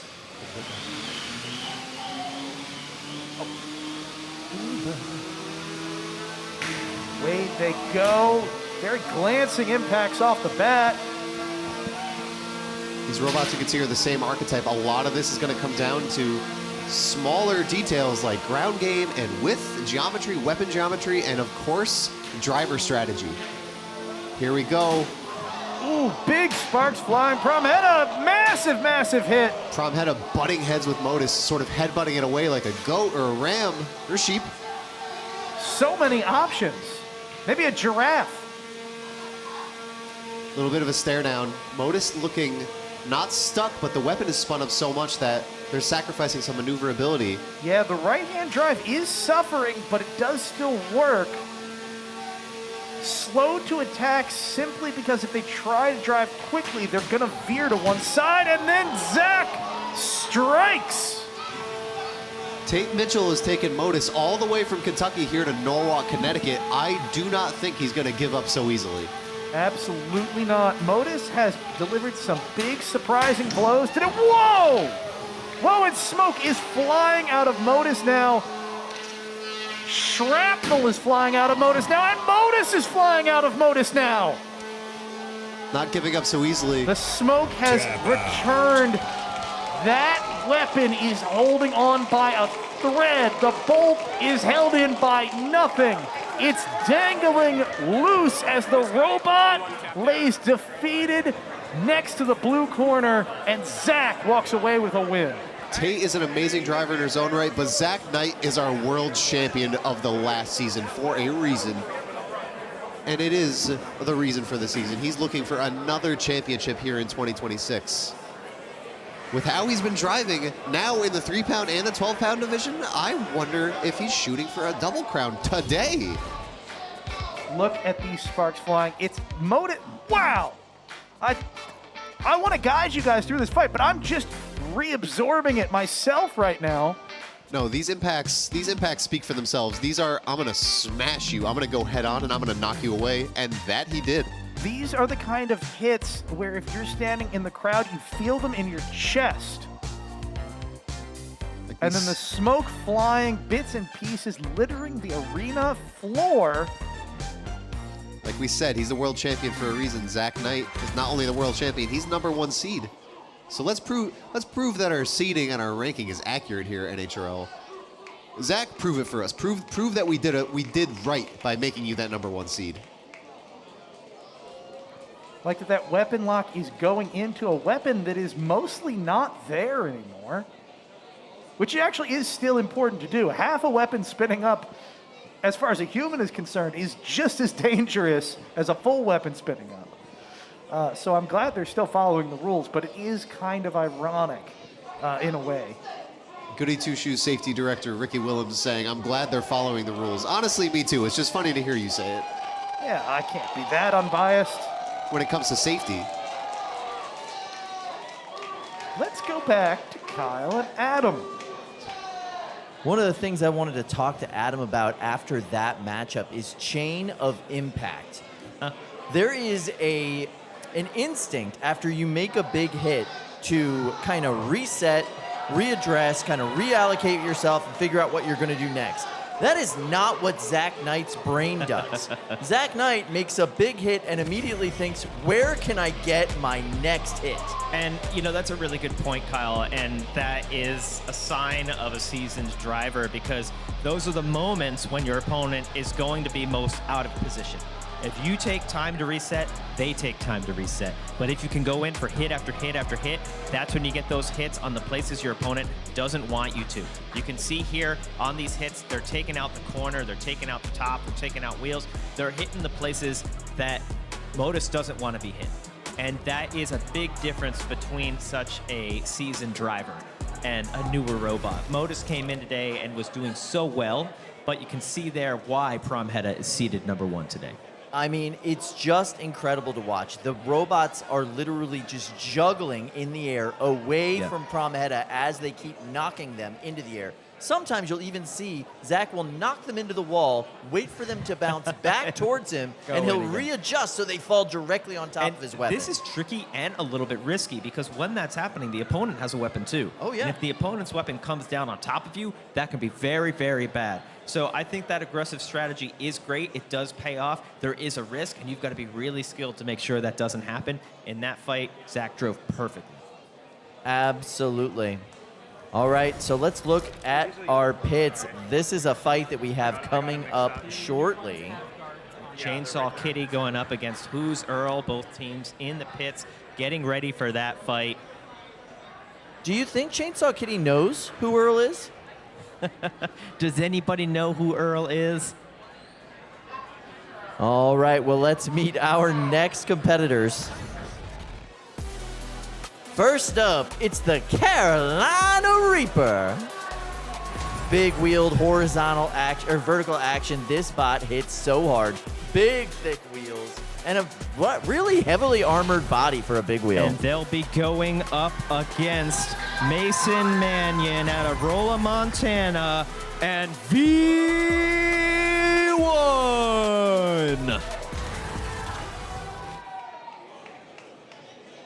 Oh, I love a good Missouri team. This is going to be so much fun. Let's go to our play-by-play team in the booth. Ricky, Dima, let's go. I am pumped. There is something so cool about Carolina Reaper. It's just the jet black and red aesthetic, to me, is kind of a timeless approach. It is compact for a big wheel, and yet still intimidating in comparison to the size of most opponents. Just something hits about it with me. I would love to talk about aesthetics of Carolina Reaper all day, but we got to talk about the aesthetics of V1. But first, the factoid, both of these robots are looking for their first quarterfinal win. They're looking for their first top 4. They're looking for their first qualification for World Finals. Yeah, both of these robots have been robots that seem promising and have some success, but usually don't carry it all the way through, and they want to change that today. Only one of them is going to get to carry it all the way through in this fight, though. V1 themed and based off of the video game Ultra Kill, the main character of which has the same color scheme. And if you've seen it drive today, it has the same blistering speed you would expect from a robot with this theming. We'll see if they can keep it up, and we'll see if it's enough to take out Carolina Reaper. Got to remind the Ultra Kill devs of what is happening here at the House of Havoc. They have an avatar of their game here in the cage right now, about to take on an avatar of spice, an avatar of heat. Avatar of heat. Yeah, no, I should have said something sooner, but I was just letting that percolate in my brain, marinate in my brain, if you will. We've seen so many big wheels today. It's so interesting to see which ones make it the farthest, the sort of cream of the crop of these big wheels. Loving this archetype in the meta. It's so fun to watch. It's fun to watch it dominate. They're fun to watch explode. So no matter who wins or loses, I think this is going to be a great fight. We will see. It's really interesting to me looking at V1. 5, 4, doesn't look like they've upped 3, the armor. We'll see if that works out. 1. Fight, robots, fight. Quick start from V1. Carolina Reapers surprisingly not rushing their opponent. V1 giving them time to spin up and... Is there a false start, perhaps? Clock's ticking down. They're kind of giving them time to breathe. This is... I would not be doing this. Interesting. Carolina Reaper may be just dead out the gate. No, they're moving. No, okay. What a... Very strange. Carolina Reaper weapon is spun up. They're driving. What happened? That was so honorable by the driver of V1, Mason. Ooh, that one hurt. Look at the spokes on Carolina Reaper are getting torn. They're now up on their side, unable to move. This does look like a robot situation where if the robot was functioning, they'd be able to get down, but if the... Ooh, that was a rough hit against Flo, the house bot. V1 taking some self-inflicted damage before really rubbing it in Carolina Reaper's face. There's the tap out. Clearly, we're not perfectly and fully functional from the start, but all credit to V1, giving them time to sort of spin up and try to find their footing, maybe reset the transmitter even. They gave them almost 30 full seconds to get in fighting shape. That was a beautiful example of Bushido if I've ever seen it. Definitely strange. I'm gonna leave it at that. It is. I gotta know what happened cage side there. Maybe we can get some more information on that. Carolina Reaper physically seemed to hold up pretty well to an absolute battering that it did very little to avoid. Let's go ahead and go to the replay and see a little bit more of that. There's that kind of first moment where it was struggling to work and then worked and then didn't work. The weapon spins up, it spins down. I wonder if this is a radio interference situation. Very well could be. It doesn't seem like it was an electrical issue or, you know, if it's an electrical issue, you power cycle before the match even starts. But Sam might have some more info for us cage side. Sam, what do you have to tell us? Yeah, I don't have so much info about what's going on downstairs, but I'm up in the prime time pits where things are different depending on which table you're at. So some folks are done for the day and their broken robot is just chilling like Gargantuan here. But if we progress backwards, we can see Zach Knight over here coordinating the repair of, it looks like 6 different robots across 2 different tables and 2 different weight classes. Lunatic getting repaired by Bob over here. Zach working on one of the Promhetas over there.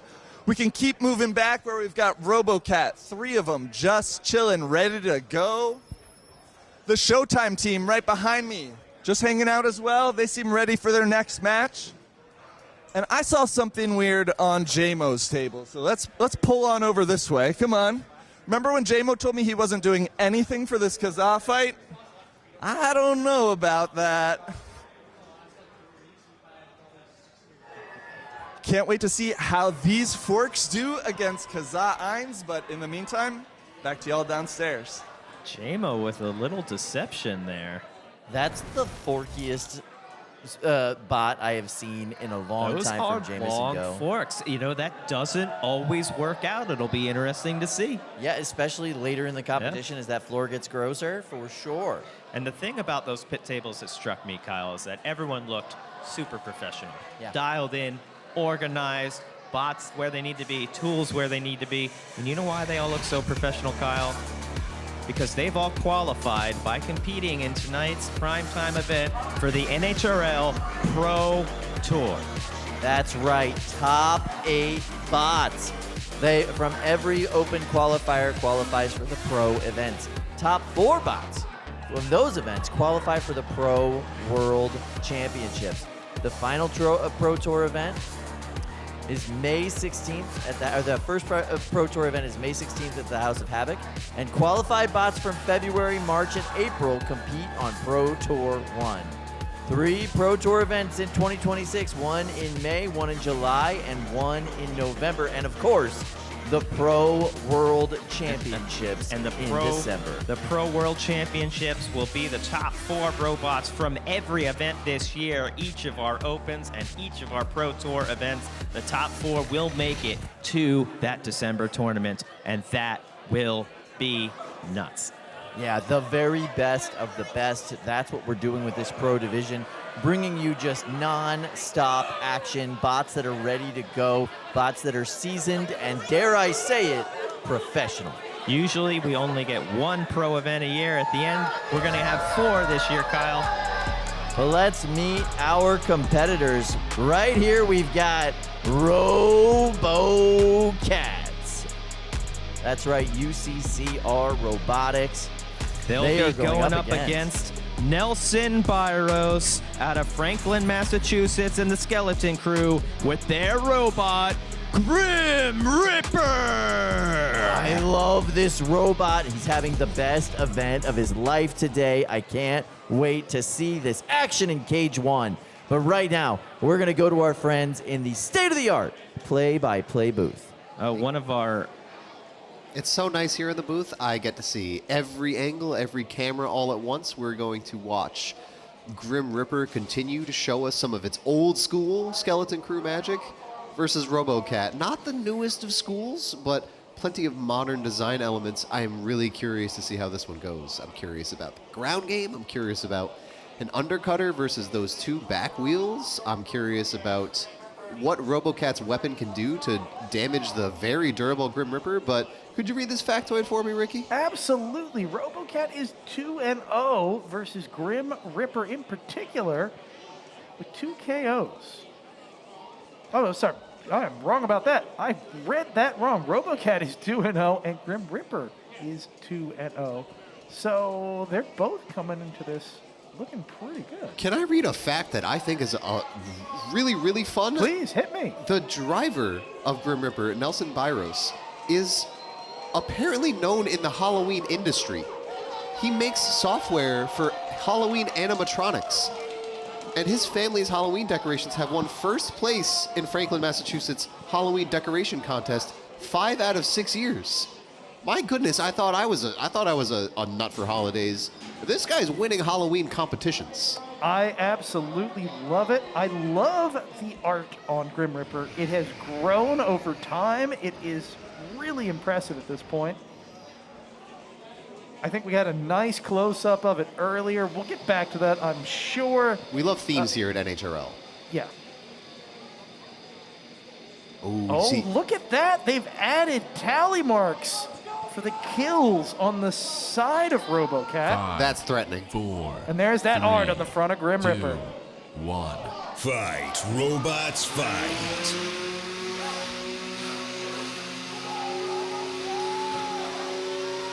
Oh, an excellent pin from Grim Reaper. You don't see that from this sort of design every day.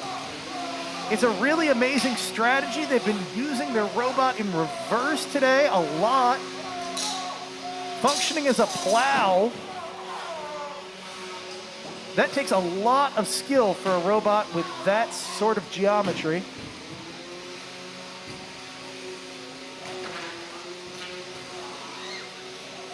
Grim Reaper sort of taking its time a little bit, trying to pick the engages.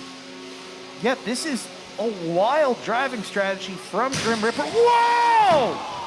A roost shot. Grim Reaper headed into the air. Massive amount of damage. Still driving okay. Still weapon still going, but that was a killer hit. It was so funny watching it land like perfectly flat too, and then kick right back up to driving. That's one of the advantages of having a horizontal spinner like Grim Reaper does. It keeps you stable as you fly through the air. Much more likely to come down and land on all fours. Another roof shot. And they do it again. A very stable landing. Grim Reaper, though, is starting to have drive issues. And again, these hits are brutal. How many more can Grim Reaper take?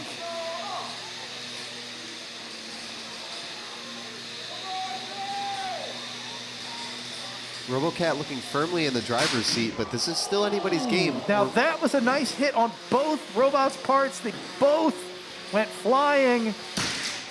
And again, RoboCat just able to catch these edges and send Grim Reaper flying. And Grim Reaper with its full shell of armor sort of looks fine at this point, but you gotta think that damage is starting to accumulate, at least in some ways. Especially in the drive, like you mentioned. Not driving perfect like it was at the start of the fight. You can see the wheel has been damaged heavily, barely spinning on the right-hand side of Grim Reaper. The fact that they're driving as well as they are right now, already amazing. Wow. As they get chucked into the arena wall. Yeah, they are effectively one-wheel drive at this point and still navigating the arena incredibly well.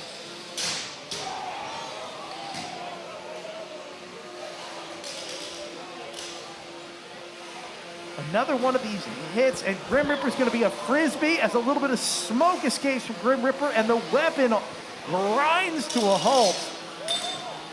They do not want to end the fight in this position. I can tell you that much. Well, they will be. Go. It's only 3 seconds left. This is headed to the judges. Wow. Really impressive work for the first half of the fight from Grim Reaper, but RoboCat came back with a vengeance. Those were some capital R roof shots, for sure.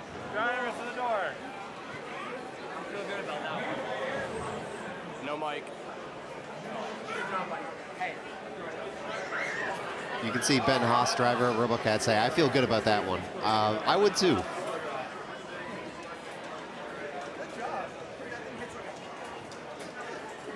Let's go into a replay. I think we're going to have some killer shots to look at again. Yes, there it is. The roof shot in the 30 or in the large cage for 12-pound robots is such a rarity because these are smaller robots in our largest cage. And a hat trick of them. That wasn't just one really significant roof shot. That was 3, and almost in a row if you look at the engagements when they came. Really incredible work. You get that weapon lock in, even when it's upside down. Invertible weapon lock. Look at Grim Ripper. It's not even kind of flat anymore. Well, you say it's kind of flat. Kinda. It's... I don't know how to describe the geometry that it has acquired going through that fight. Cheers from the crowd as they exit. A gladiator's entrance and a gladiator's exit.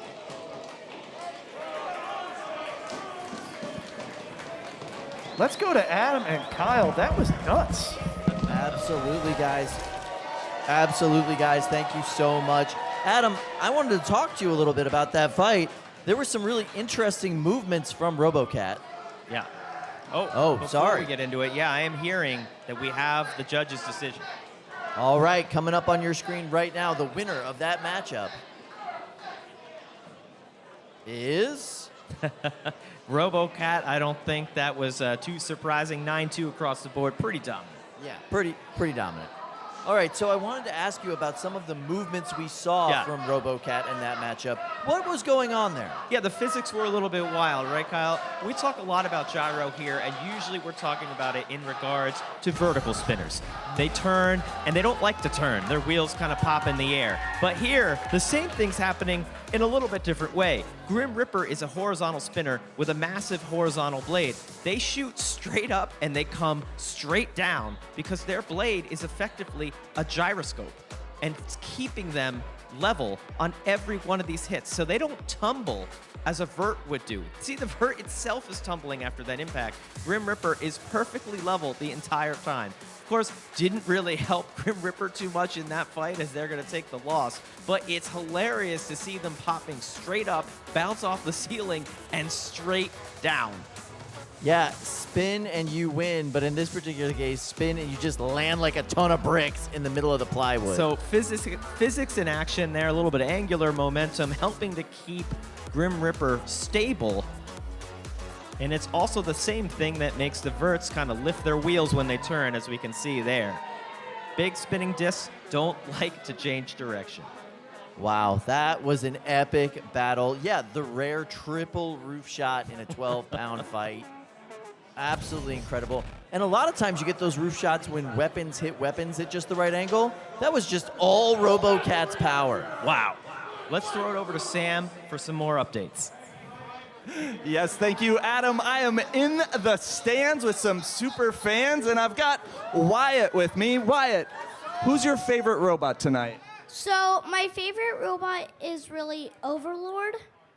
All right, Team Pandemonium, they're in the cage right now with Granger, so you want to watch this match? Sure. All right, let's do it. Thank you, Wyatt. All right, straight to cage one with this one. Oh my goodness, that was the cutest thing I've ever seen or heard in my entire life. But Granger, similarly royalty-themed robot, as are all of the Bot Baron's robots. Overlord, Emperor, Prince, Vanguard. Granger here, one of the biggest of the big wheels. A lot of big wheels in the field today. Not many making it as far as this. Not all of them. The biggest of the big wheels. The biggest of the big wheels in the 12-pound class. So we got to figure out. We know that at least a couple of the robots today have had larger wheels, but that's in a weight class that's nearly 3 times as heavy. True. Biggest of the big wheels in the 12-pound bracket. How many Durflers do you think this is? 1 and I think quarter? this is like 1 1/4 Durflers here. Now you can see we're getting a little help here from Peter. Yeah, Peter obviously has a lot of experience in big wheels as a member of Team Huge. A lot of times Team Huge will send members out into the world as, we'll call them apostles. Emissaries. Of the big emissaries, yes, of the big wheel addiction. And just deposit knowledge in the world. These robots really do behave so uniquely that you end up with a very different set of dynamics and a very different learning curve, and so that experience becomes really, really valuable. Now, let's take a look at Void. They're running what we've seen. Promheta did the same in Promheta World has done the same. Championships. This is catching on like a plague. This large, extended height weapon system with extended ears. This is used to try and capture those big wheel opponents and deliver hits up high. Fight, robots, fight. We'll see if it works out for them. Ooh, that was a good exchange. I think Void had the effect they wanted to have there. Granger looks so huge in the cage against Void. Ooh, Void headed skyward. Boy, that was a rough one for Void. They do still appear to be fully functional, though. We were talking about how big the wheels were on Granger, but that weapon is terrifying. It's borderline invisible once it's spun up like this. Very quick, very, I think, strategically painted. That gold paint sort of disappears in the. Ooh, did you hear that, Dima? I heard metal clanking off. The weapon spun down on Void, but it spun back up after a few moments. Now Granger is on the attack. Looks like they're being careful not to drive too fast. But that weapon spinning as hard and fast as it is, they could lose balance easily if they try to make any moves that are too sudden. Now the weapon is down again on Void, but the weapon is also down on Granger. These have been some really hard tussles weapon to weapon. This is interesting. I don't know if either of these robots have any weapon juice left in the tank. I don't see broken robot parts, but so much can go wrong. When these robots have complicated, perfectly engineered designs like this, that also means a lot of points of failure, a lot of places to get hit.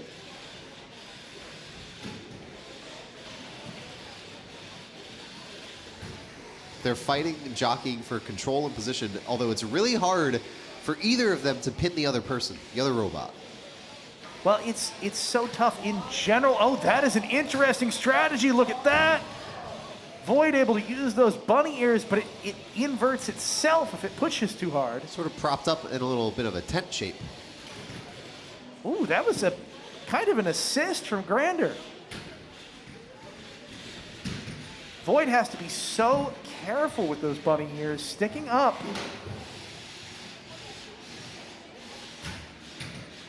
Getting right side up, but not able to really meaningfully push Granger.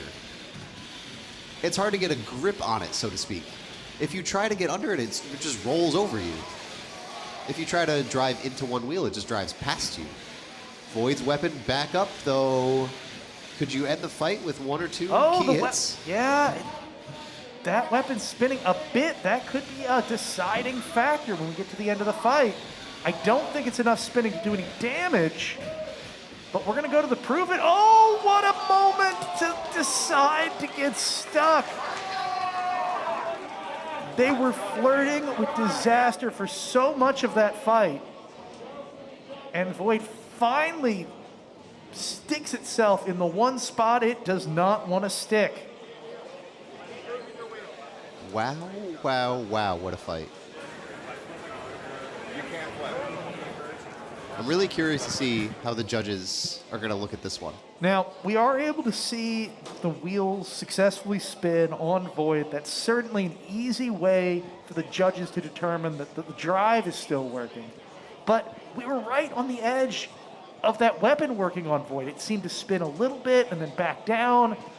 we're not going to be able to know if it functioned at the end of the fight, and that's going to be a big deal. Let's go to the replay. You can see Void knocking itself over every time it went to strike. Both weapons still spinning at this point. I think that's the moment there where Void's weapon starts to struggle. But at this point, Granger's weapon's still looking as solid as ever. Yeah, very, very strong, but you can see Void spinning down almost to a crawl. Granger able to get a couple more hits in, and then obviously we saw the rest of the match. They sat weaponless for the rest of the fight. My guess is that we had some magnet damage on the inside of Void's weapon motor. Hard to say for sure. The bot Barons, a couple mini-team, even though they're part of the larger team Pandemonium, there's something almost pleasant about the fact that Linden's thumb is now in a permanent thumbs up, I gotta say. Yeah. Just radiating positive energy. At all times. We have the assistance from the huge expert. And then we're going to help get Void out of the corner so we can do our proper safety procedures in getting it out of the cage. Look at that quality stick. I said it before, I said it again, that's got to be top 1 sticks. Yeah. Definitely the best stick on screen right this moment. Oh, and our Broom crew back at it. The reasonable amount of chanting cage side. Adam and Kyle, how do you guys like brooms? I have been a broom fan from way back, quite frankly. I've been a broom fan like since 1996. I don't think I have my heart in the brooms as much as the fans here do. They really love the brooms. It's weird. It's weird, right? All right, we do have a judge's decision ready to go for that last matchup. And your winner by unanimous decision, no surprise there. Wow. It's the Void. It was close. 6-5, 7-4, 6-5. Couple points, it swings the other way. You know, we have been seeing a lot of unanimous decisions tonight, some complete blowouts, but a lot of close ones. Yeah. A lot of close ones. But what's good is the unanimous means the judges are all agreeing on the criteria. Yeah, 100%. You only need 2 to win. It's really good to get that third one in there so it's guaranteed. And really only one vocal dissent from the judges from our crowd tonight here. Yeah. That's pretty good. Oh, and here's V1 in the pits getting ready. Tidying up before they put the top on. They're going to be fighting Prom Hedda soon, and that's quite the matchup. Wow, that's going to be great for them. Yeah, welcome to NHRL. Why don't you go ahead and face Zach Knight and Prom Hedda at the peak of his powers. This is a tense moment when they're doing this. You got to make sure the wires are all where they're supposed to be. These robots are tight inside, and if you put that top on wrong, you're going to pinch that wire, and that's why you'll see some robots just not start. All right, so we are heading into the next round of our brackets, and this is the 12-pound bracket. That's right, up top, you've got Prom Hedda taking on V1. I'm very excited about that matchup. Yeah, V1 able to overcome the more experienced Carolina Reaper, but Prom Hedda took out the rookie Modus. Later on after that fight, we're going to see RoboCat taking on Void. Yeah, very similar archetypes now as we whittle it down in that 12-pound bracket. We've got 4-wheel drive vertical spinners across the board. This is pretty rare at an NHRL event. These bots all basically are color shifts of the same thing. You don't usually see that, but we're going to see who's the best tonight. I was disappointed to see Grim Reaper going out. I guess it's not their night. But let's take a look here. We got Megatron upstairs. Look at those forks. It barely fits on the table, Kyle. That is the forkiest Megatron we have ever seen. And JMO playing a little trick on us in his interview earlier, saying he's not changing a thing for his matchup with Kazahin. Ooh, look at that center fork, too. That is nasty looking. That looks like a chef's knife. All right, so up at the top, that's right. We've got Kazahin taking on Megatron.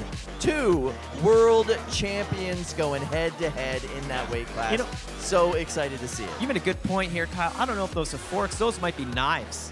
Oh, that's true. Hey, that's how you get ground scraping right there. Configuration type. And then we've got Overlord going up against Dead Rise. Dead Rise, you know, looked on the ropes a bit, but took home that fight against Makabot. and Overlord able to come from below and take out the larger Gargantuan and the largest blade we've ever seen. Such a reliable version of Overlord we have seen all day today. But keep in mind, Dead Rise is one of 3 Dead Rises at the event today. They've got plenty of options. They got spares. They're going to be 100%. That is just 2 massive weapons, 2 big, wide-bodied robots. I'm really excited for that driving matchup that we'll see later on tonight. We've got a lot of energy still left in the arena in the 30s, but we've also got a lot of flames with Kazahin.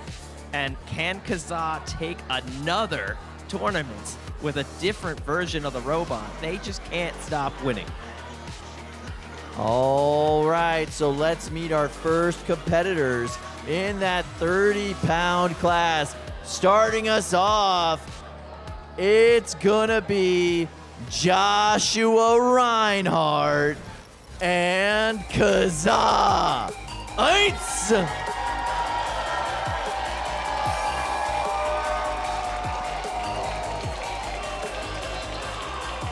Joshua Reinhardt, reigning defending world champion in this weight class. They'll be going up against, out of Cambridge, Massachusetts, it's Jamison Go, 2-time world champion, and Megatron!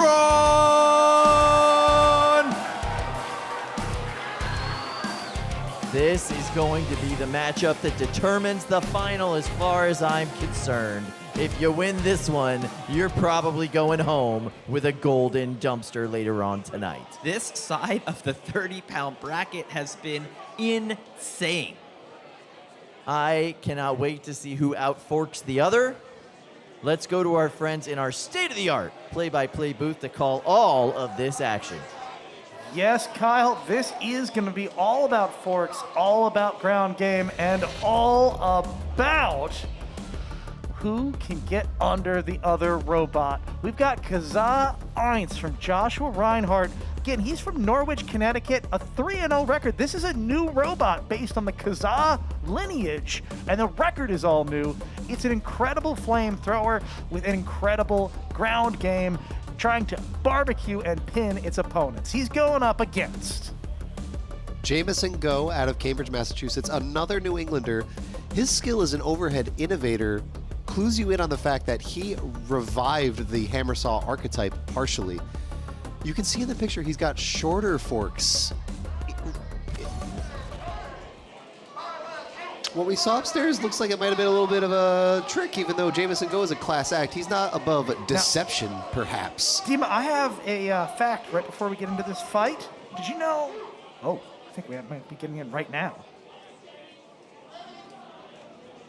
JMO's stance. All right, yeah, no, fact. Originally, this robot was going to use propane instead of butane. Do you know why it uses butane? 3. I do not. It's a lighter fluid. 1. Fight. Away we go! Look at the flames coming out of Kazahin's. Barbecuing Megatron. Now, Megatron has an incredible overhead spinner. That can get right into those fuel tanks with a good hit. But that's the move he needs. Can he do it? Wow. Did you see how well the armor on the top of Kazah repelled that hit? It did look like Jamison Go's weapon wasn't fully spun for that hit. Not totally sure. JMO not acting fearful in the face of all these flames. We're only 40 seconds into this fight. That flame damage is sort of cumulative. So even though Megatron is fine now, look at that torsion. Moments like this are going to hurt him in the long term. You can see Megatron smoking a bit as it comes out of the corner. Still functioning, but that heat is, like you said, adding up. Although another factor that comes into play, those treads actually stick better to the ground as they heat. I wonder what JMO was thinking about defense going into this fight. We saw a lot of flame retardant tape on robots in basically every division in the face of flamethrowers, but I'm not seeing it on Megatron. Maybe he's trusting of his natural, the metal in the design itself. the thing is, we don't give enough credit to Kazah. It's an incredibly well-armored machine. So even though Jameson is driving incredibly well and landing hits, they're not doing the same damage we've come to expect. Kazah is looking for a lot of engages where it wins with flame that adds up. Megatron is looking for a one-hit KO, but only has 1 minute and 10 seconds left to go for it. But one of Kazah's forks is off, and Kazah is on fire itself. This last minute could go either way. Megatron spinning the weapon up, going for a sort of reverse shot. Oh, now, can that weapon is clearly swinging slower on Megatron and struggling. Not able to go for the kill shot that he wants. No, I mean, it is spinning, it is still working, but it needs to cool down before it can do damage. That said, the fork, again, falling off of the front of Kazahin. It will only take a little bit more for that other fork to go. 30 seconds, though, not a lot of time to exact that damage. Oh, my goodness, Kazah is stuck up on the rails. Jameson Go jumping for joy. And Jameson has pinned the house robot, turning Joshua's strategy against him. Kazah is stuck. The countout will start soon, and that is a knockout. Wow.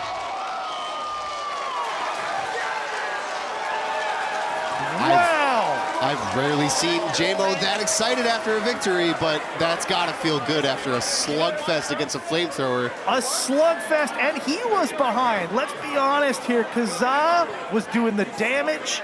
They were winning enough engagements where they would have won. That is exactly what Jameson needed to do. It was his only guaranteed shot to victory, and he saw the chance. He jumped on it and executed.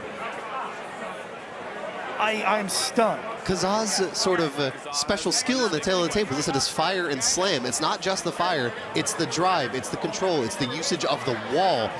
You saw their first fight of the day, they KO'd B-Force by getting both segments stuck. 2 robots at once.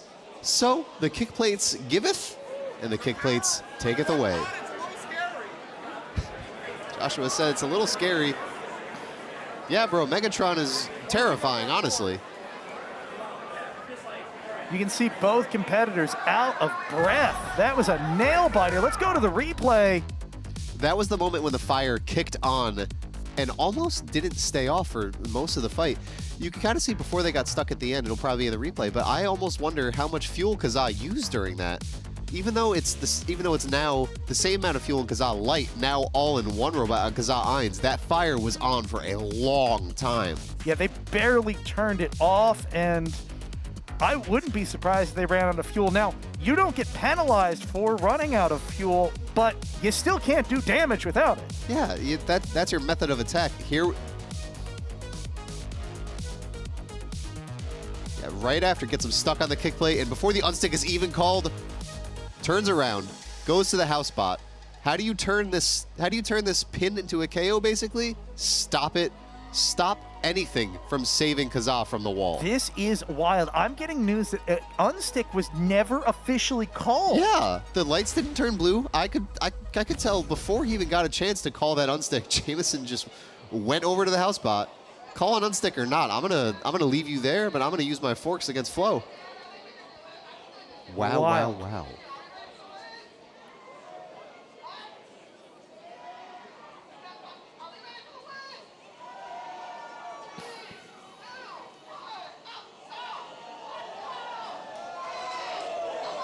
Let's go to Sam. I'm just sitting here stunned.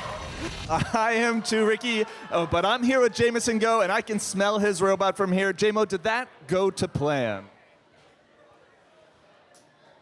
I didn't have a plan.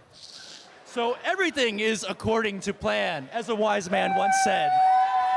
All right, well, your plan to dupe me up in the pits worked, and I can't wait to see what you bring for this next and final match. Good luck. Yeah!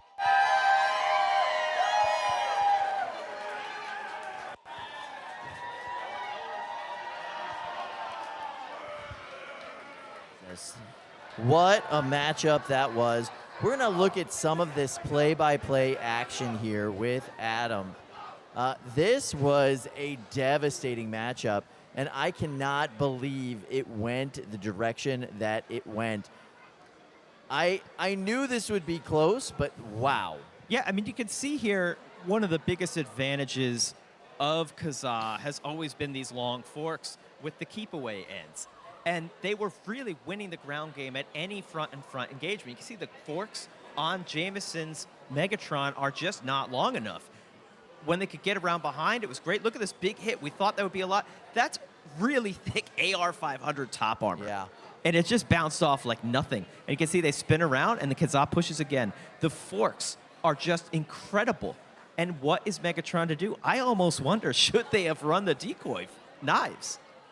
Yeah, it might have been more effective. I mean, don't get me wrong, the end result is what the end result was, but there were some very sketchy moments for Megatron in this fight. Megatron was on their back foot. They started running backwards. They took off the fork, and after that point, they won the ground game and get him stuck.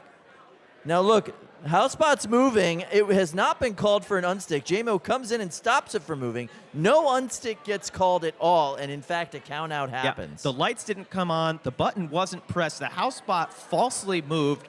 No unstick request. That's why the count out happened so fast. There wasn't enough time left for an unstick and a count out, but because they didn't call it, they got counted out. I wonder. Could have been a judge's decision. Yeah. It could have gone to the judges, and I don't know what would have happened because JMO was really on his heels there. But wow. So was that an error, do you think, on Joshua Reinhardt's part to not call for that unstick? I definitely think it's an error to not call for that unstick because you never know what happens when you go to the judge's decision. I wonder if he's going to be thinking about that one later. But JMO stuck in that fight. We say anything can happen, and anything did there. He's able to spin around, go to his last-ditch vert kick fig. Ironically, that actually broke his weapon. The disc was not able to deliver some killer blows, but after it took off the fork, that's when he could win the ground game and get them stuck. All right, well, we are now ready for our next competitors. First up, from Team Pandemonium, it's the Bot Barons, and it's bow down to your Overlord. Big old blade on this boy, I love it.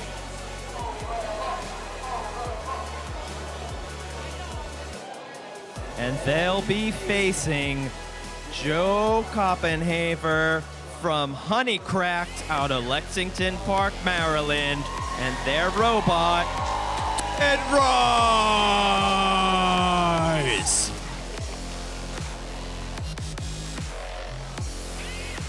Two big wide verts here, one a little bit bigger and a little bit wider than the other. All right, this is going to be a hard-hitting matchup as long as everybody's working. To call every inch of this action, we're going to go to our fully air-conditioned play-by-play booth with Ricky and Dima. Thank you for calling out the air conditioning. It is nice in here. As long as both robots are working, like you say, both robots have impressive weapons. They have impressive impacts. They have different geometry. I'm really excited for this one. It's really a design execution question. Obviously, they're both big spinners, big verts. I think more so than the driving in this case, we're going to see little differences in geometry make a huge difference in outcome. How that particular fork rides along the ground, how that spinner engages with the other, it's going to make a huge difference. We've got Overlord Jillian Doolittle driving in this match. Malden, Massachusetts, our hometown. Again, giant vertical spinner, big wide boy, royally sized weapon. This thing is tall, it's fast, it's narrow, so it digs deep and really guts its opponents. I can't believe you're letting me read the Marylander for once. Joe Koppenhaver out of Lexington Park. Another vertical spinner, but the difference in skill is evident, not in skill gap, but in special skill, basically. Mars grade simplicity. Let's see if the simplicity in Dead Rise's design has enabled him to make such effective repairs and stay fresh and frosty even this far into bracket? I think so. I think so too. And I just want to explain myself. I'm hoping that beautiful old bay infects you that has me. Fight. Away we go. Ooh, Overlord using with the sort of circle around to the back. Deadrise not looking like they're in control right now. The underbelly on Deadrise is so delicate. When they get thrown back like that, a second hit can be instantly fatal. And now they're just missing barely avoiding it. Oh, and then Deadrise hitting Overlord back. Both of these robots kind of blown backwards over and over again. A wheel is being shed. Whoa, that might be the hit. The hit. That was the hit. The underside seriously damaged on Deadrise by Overlord. They're sitting motionless. The weapon is still spinning, but that drive is down. I do not think the house robot is going to be enough to resuscitate this bot. Weapon is on, but we are not seeing any motion from Deadrise. Maybe the lights are on, the weapon's on. Nobody's home, Dima. Overlord weapon might be down, but they can show motion. They're not getting a KO count anytime soon, but Deadrise on the other hand. It is not a good sign when a robot rolls that easy. You normally expect the motors to give some resistance to being pushed. Characteristic dance from Overlord and Jillian. I wouldn't be surprised if the entire electronics assembly on Deadrise was gutted in that exchange. Overlord walking away with a win. Jillian looking stunned, pleased as punch. All smiles. What a fight. She's driving. Jillian is driving. Now it looks like Overlord is going to have to face Megatron next. Not to get too ahead of myself, but wow. That is an outcome very few people here would have called at the start of the day. It really shows the upward trajectory that Overlord has had. So much growth, so much improvement. Iteration, focus, getting better in design, getting better in driving skill every event. Jillian being a great driver and Lyndon being a great driving coach. Maybe that's the secret. Let's take a look here at some of these big hits, but you can see over and over again, these robots showed each other their underbelly, and that underbelly on this robot design, on both of these robot designs, so vulnerable. And it was only a matter of time until that happened. That massive, massive hit that sent Deadrise flipping head over heels a half dozen times in a row. When you're out of control like this in the air, it doesn't matter how you land. You just never want to be flipping in the air, basically. I would love to get a shot of the underside of that robot and just see what the heck happened. I bet there's a gash in there the size of my fist. We're going to kick it over to Sam after we get a little cage manager action, a little stewardship. But Sam, I think, is cage side, not with Jillian, but with Joe and Deadrise. I am, Dima. Here we are after that incredible match. Joe, you drive this thing like you stole it. Dude, it drove better than I could ever imagine. It may look beaten. It may look torn apart, but we're coming back. We're going to do it again. We're going to run it back, and we're going to take that dumpster home, man. We're going to try it hard for it. They are an amazing robot.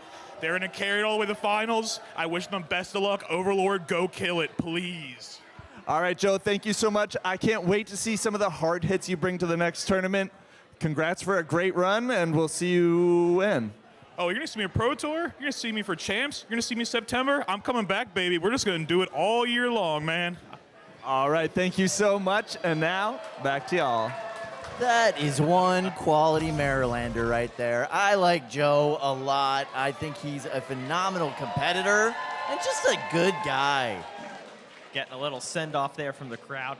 Yeah, you know, he may have lost that fight, but he's having the time of his life here, and it's going to be good to see him back some more with more copies of Deadrise later this year. All right, so let's check out this 3-pound bracket. This is the last bracket that we've got to get into that final matchup.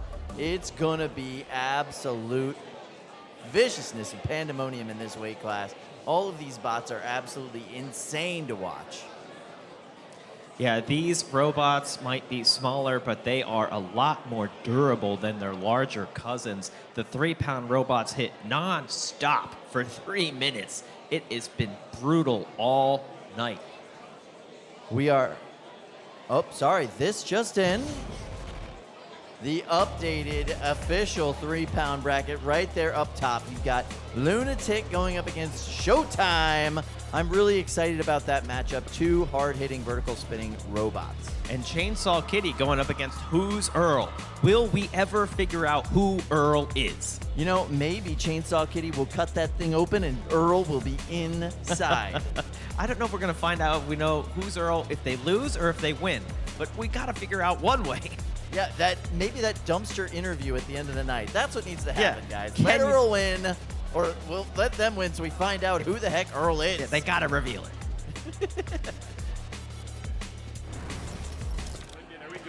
Ooh, and there you see upstairs Team Pandemonium desperately trying to get Overlord back together after that brutal matchup up against Dead Rise. Yeah, we talk about basically 3 phases of making a winning robot. You first have to design it in CAD, manufacture it. That's over the course of weeks and months. Then you've got to be in the pits for hours. That is a huge part of the day of the tournament, is in the pits, repairing your robot. That's what we see here. The team all getting their hands inside. We show a lot of the third part, which is inside the arena, the fight, the driving, the damage. But the pits are so important in getting your robot prepped all throughout the day. And as you make it this far into the tournament, as you make the finals, you want to make sure you're at 100%. And that's hard because you've been beating up on people and getting beat up yourself all day long. All right, well, we are now ready to begin this 3-pound tournament. It is going to be absolute pandemonium. So first up, from Team WPI, it's Ben Howard. And do you know what time it is? That's right, it's showtime!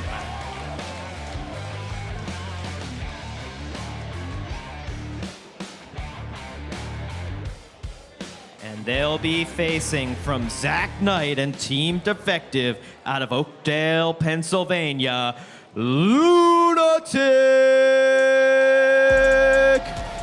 Deceptively low seed on this robot. Sure, they're low seeded in the 3-pound division, but the man behind the sticks is a literal world champion, Zach Knight. And he's been showing why all day, trying to make the finals. Can he do it? Making the finals in 2 weight classes, possibly today, Zach Knight. Walking home with 2 golden dumpsters in 2 weight classes today, possibly tonight, Zach Knight. We'll have to see how this goes. That'd be insane if he could pull that off. But in the meantime, we're going to go back to the sound-dampened play-by-play booth with Ricky and Dima. It certainly is dampened here. Let's go right into the tail of the tape. Showtime from Ben Howard, coming all the way from Longmont, Colorado. This vertical spinner is made for the spotlight, and by that I mean it is flashy and it moves in a flash, and it will turn your robot into little more than a flash if you let it. It absolutely belongs in primetime with a name like this. On the other hand, Zach Knight's Lunatic is a beater bar with the skill of Big Pink Fury, and you will see it go head-to-head with Showtime and try to show what exactly he means by that. He is going to hit you with all of the rage that he's ever built up in this sport, all of the frustration, all of the percussive maintenance he's had to do on his robots in multiple weight classes. It is going to come out through that beater bar, that pink painted beater bar. 5, 4, 3, 2, 1. Fight, robots, fight. Away we go. Timid start from both competitors and a big hit. And then they both went in at the exact same time. They both decided, okay, here we go. Showtime winning at first, and Lunatic, then back to Showtime, then back to Showtime again, Lunatic again. This is so back and forth. Now, stuck behind the house bot. The house bot does get out of the way. It's not an unstick. It's just the house bot is not supposed to interfere with the flow of the match. Showtime's geometry proving really effective at staying stable in these engages, just like it did versus Turbo Fiend. It's not getting knocked around. Lunatic, on the other hand, moving like a lunatic.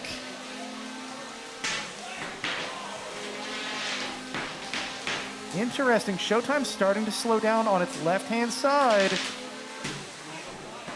Still winning exchanges. There's a belt. I think that was the belt that was hanging up on the left. Showtime moving a little better now, and Lunatic spun down as it sits upside down in the arena. That's no good. That's not where you want to be. No, Lunatic usually uses its weapon to self-right, but with that weapon down, it couldn't do so. Let's see if Zach Knight can do a good job without his weapon. Now, Showtime's weapon is slower. It's not spinning up to its full power, but this is still more than enough to deliver some serious blows. And look at the chassis. The chassis on Lunatic is starting to twist and churn under the forces. Half of the fight left to still accumulate damage on Lunatic. If I'm Showtime, I'm feeling really confident right now. However, that also means it's his fight to lose. It's still anybody's game. I say this all the time. Anything can happen in the last minute. Zach Knight wants desperately. He's still in the running potentially to get 2 golden dumpsters tonight. That could be a huge deal, but he needs to win this match for that to be possible. I have not known this gentleman to give up. A very salient observation.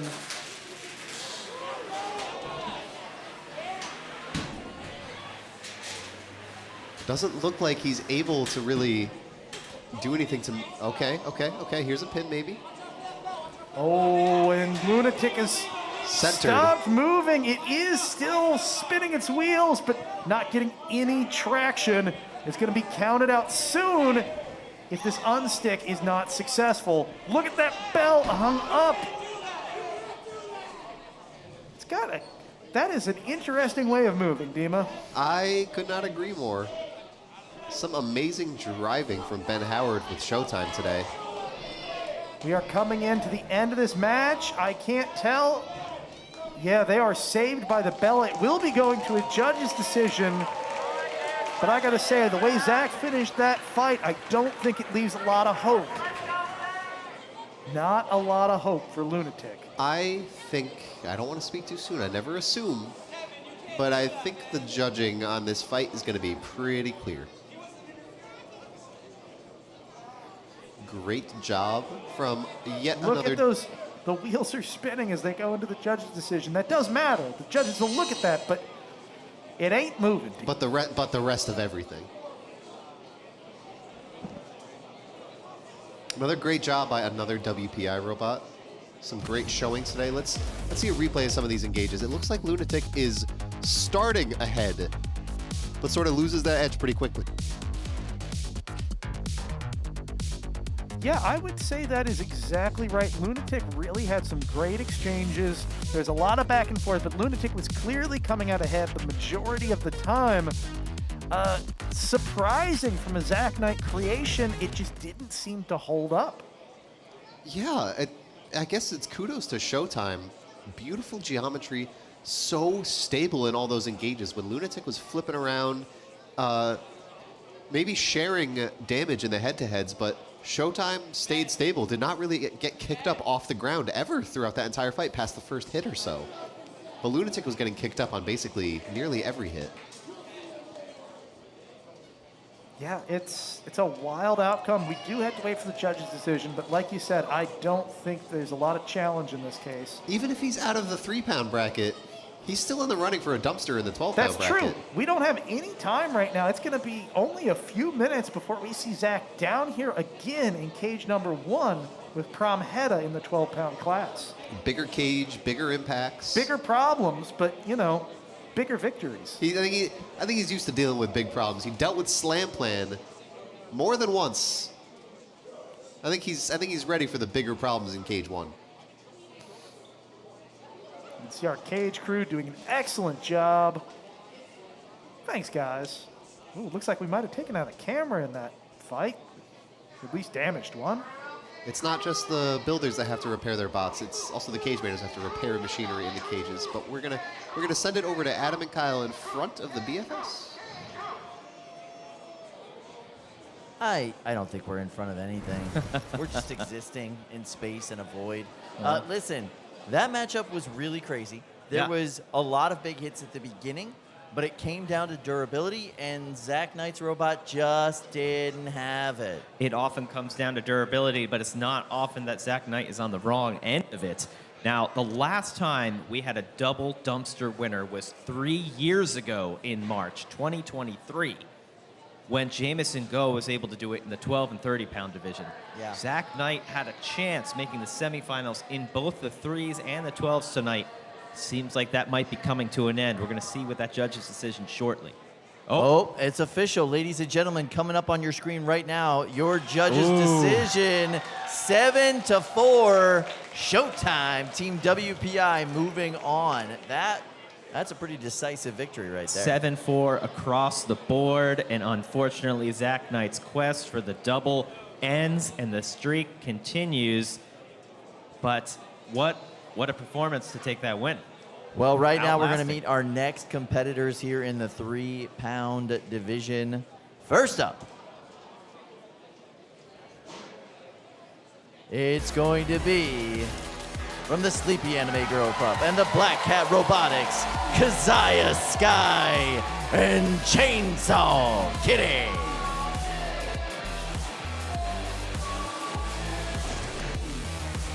One of the most entertaining drivers at the event. Iconic competitor. All around bad Mama Jamma. And she's up against Rose Holman Combat Robotics out of Terre Haute, Indiana, Nathan Milhorn, and who's Earl? I gotta know, who is he? Who is he? Who is Earl? This is the question.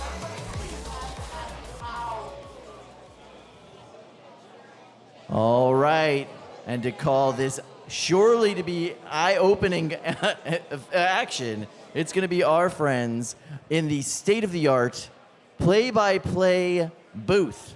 That's right. Ricky, Dima, take it away. Appreciate that, Kyle. Really excited to call this one. Including last fight, the entire semifinals is the verts to end all verts. So Kazahin, coming out of Maryland as well, has the skill of Heart of a Lion, and could not agree more. We've seen a whopping 68, just a little bit of mental math, 68 fights for Chainsaw Kitty as an NHRL record, 51 wins and 17 losses. That is a crazy, ridiculous record. But oh my goodness, they never, ever, ever give up. I gotta say, stealing my Maryland pride again, but I will represent who's Earl, Nathan Milhorn, coming in all the way from Indiana, Rose Holman Combat Robotics. This thing is a drum that does not quit. It hits hard, it moves fast, and it does a heck of a lot of damage. They have a 5-0 record. I'm not surprised the way they've been fighting today. 4, 3, 2, 2 KOs, 3 judges decisions. Let's see if they can make it 3-3. Wow, look at Kazahin coming out of the gate. Big hits. Who's Earl flying into the air 3 times. Chainsaw Kitty, make those fans proud. Who's Earl, though?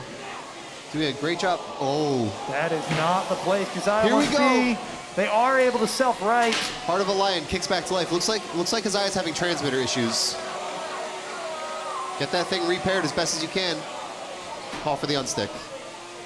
As soon as the unstick is called for, Who's Earl goes in for more damage. This looks like... Okay, we're back! And there it is. The crowd goes nuts. Heart of a Lion indeed. Oh, and they're caught up. The TPU armor on Who's Earl getting intertwined with Chainsaw Kitty's spinning blade. Chainsaw Kitty This is going to be a match pause. Oh, it's a kitty with match pause. Dima, match pause from a kitty. Not only that, like wakes up from a KO and instantly locks horns, gets in a clinch, stops Who's Earl from even moving. This is, I think, the most damage that we have seen on Who's Earl, period, ever. Perhaps, I didn't even think of that. That is a wildly disfigured hunk of TPU. There might be more damage coming. We're not even very far into this fight. We got plenty more time. I'd fully expect more damage anytime Chainsaw Kitty is in the arena. Kazahin, Nathan, what do you got for us? We're gonna find out. 2, 1, let's go. Ooh, Who's Earl taking an incredible shot to the back. These are big shots. No matter who you are, no matter how you slice it, you don't want to get hit in the back. Oh, look, the armor on the front of Who's Earl is kind of holding back the weapon. It doesn't have the reach it used to. This is bad for Who's Earl. We're only halfway through the match, still anybody's game, but boy, is Kazahin taking advantage. Kazahin getting revenge. Hit after hit after hit. Who's Earl struggling to move, still functional, and hitting Chainsaw Kitty into the air. Looks like Chainsaw Kitty's weapon is down.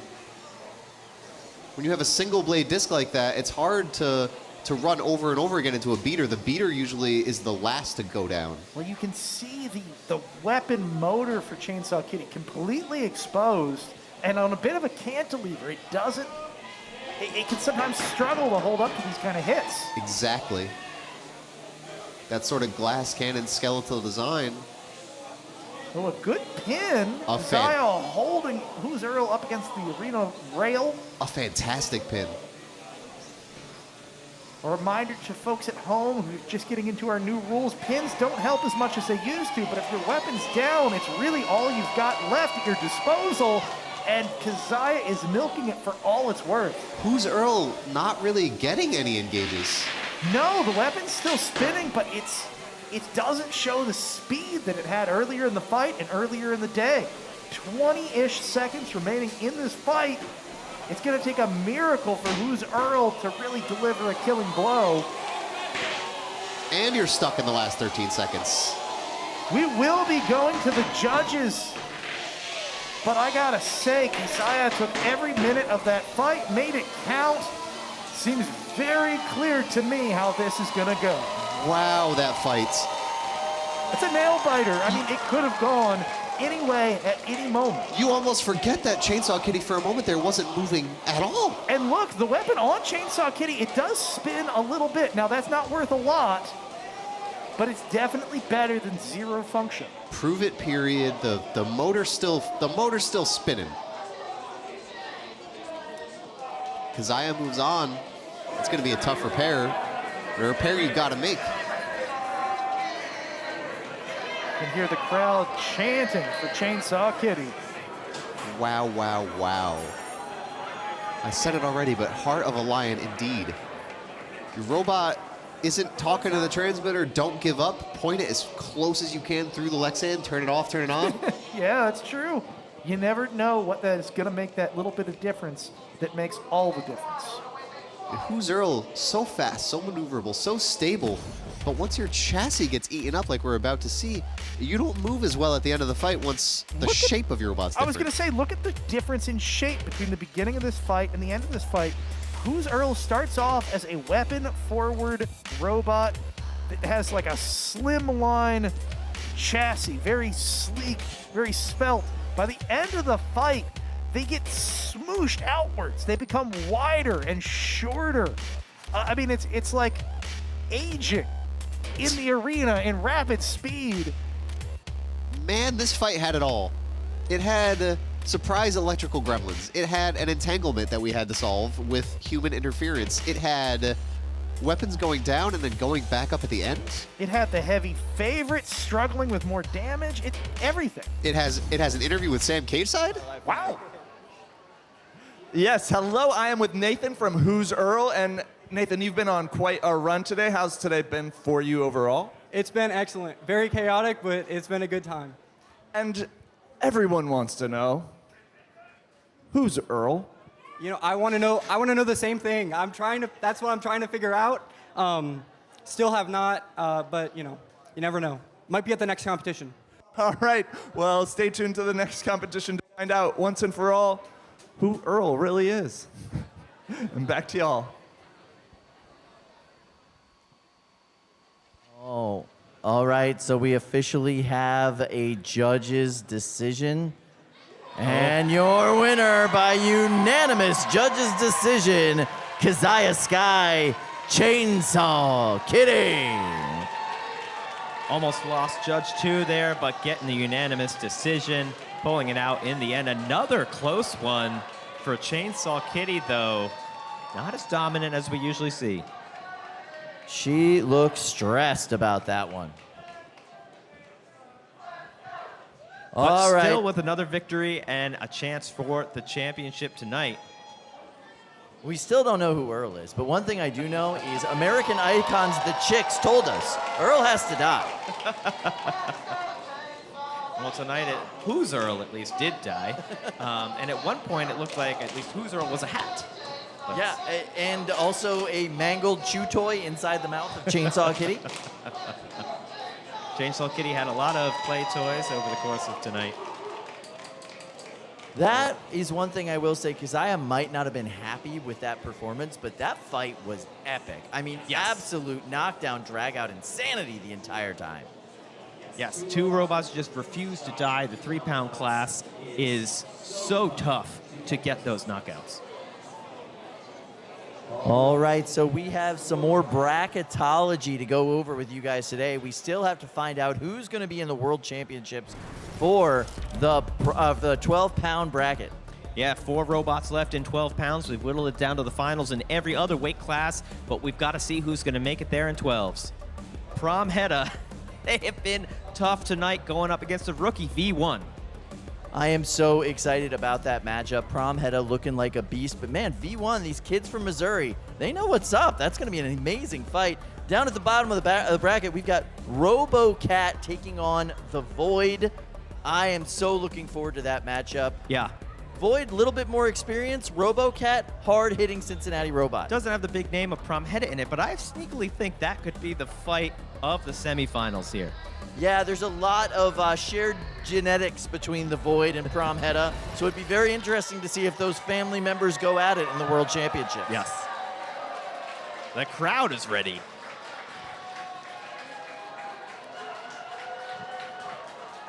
All right, so let's meet our competitors. First up, from Team Defective, your world champion, Zach Knight and Prom Hedda.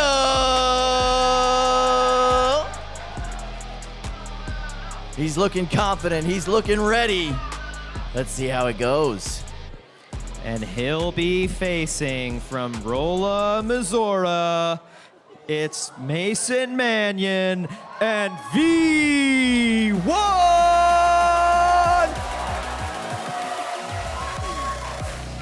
Happy to see some Rolla, Missouri representation out here today. We're going to toss it over to the play-by-play booth with Dima and Ricky to call this one. Thank you. This is gonna be a fun one. We've got 2 intense vertical spinners. Anything could happen. Let's go right into the tail of the tape.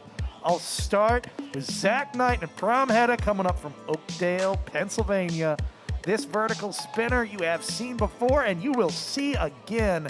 It is big, it is pink, and it dishes out serious damage reflected in its 52-28 record. On the blue corner, we have V1, driven by Mason Manion from Rolla, Missouri. Vertical spinner, and the skill is Ultra Killer. And this is its first event here at NHRL with a 4-0 record so far. I think he's trying to prove that the namesake is deserved and that he can do some Ultra Killing. Well, I'm really excited to see a essentially a new robot to most of the field here, to most of the audience, prove itself against not only the #1 seed, the 2025 world champion. We just had a mini documentary released from NHRL directly for Zach Knight. Is he going to be taken down by, I don't want to call V1 a rookie, but compared to Promheta? Yeah, that's a great point. Compared to Promheta, absolutely a rookie, practically a baby. Well, the driver has been competing in combat robots for 6 years, but V1 itself, that's a fresh record. 4, exactly. 3, the robot, 2, not the driver. 1. Fight. Away Robots we fight. go. Very fast start from V1, very slow start from Promheta. We've seen this from Zach today. V1 dodging Promheta. When you have so much room in the box, sometimes the box rush is more dangerous than anything else. Especially in Cage 1. Here we go. V1 looks in less control than Promheta. Ooh, that was a big weapon-to-weapon hit. V1 going flying. V1's weapon already down. That might have been the deciding shot right there. It got you back on your head, but at what cost? Ooh, that was a corkscrew kind of effect on V1 as it flew through the air. The weapon is not spinning on V1. Let's see if they can get it back up. No, I think that is jammed hard, but Promheta still lethal. Lethal indeed. A great word to describe this compact killing machine.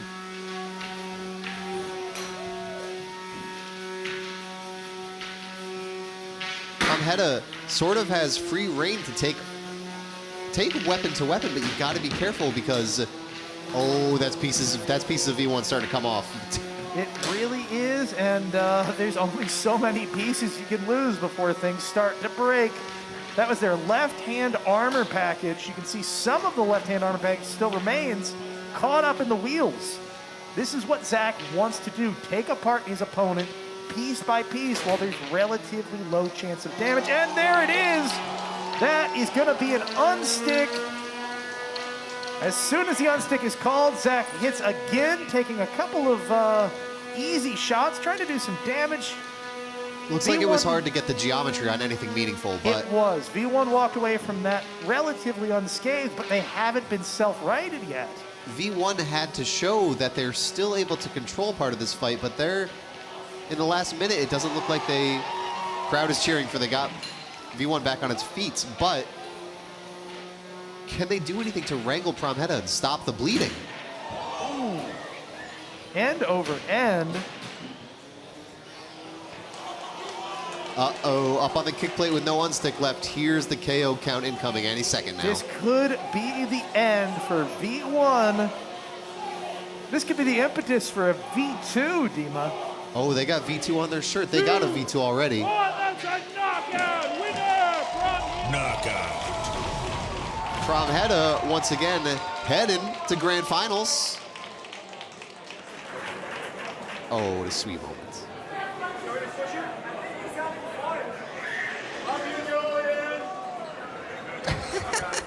Nothing but love, Cage side again. Wonderful to see Promheta walking its way to the final match of the day in the 12-pound class. We're going to find out in just a few minutes who they're going to be going up against. It'll be the winner of the fight against RoboCat and Void that we're going to be watching next. This is not an easy sport, and 12-pound is, in many ways, maybe the hardest division. In some ways, definitely. In some ways, for sure. You've got this combination of, well, hits like you're going to see in this replay. Hits like that on robots that really, like, you'll hold them in your hands and you think, wow, this is actually a lot of mass just carrying it around, and then you see it hit into the ceiling at, 100 miles an hour. Zach Knight makes it look easy when he gets these huge hits, especially when the other robot is at a diagonal or canted angle. He just drives perfectly in a straight line, gets a crazy bite with that vertical spinner. It looks, maybe my eyes deceive me, but it looks like V1's weapon is like bent in its motor. Yeah, it looks like that. It looks like it's not even straight on anymore. Well, they're out of the competition now. They don't have to make urgent repairs, but they will have to get V1 back in fighting shape so it can keep ultra killing. Great performance today.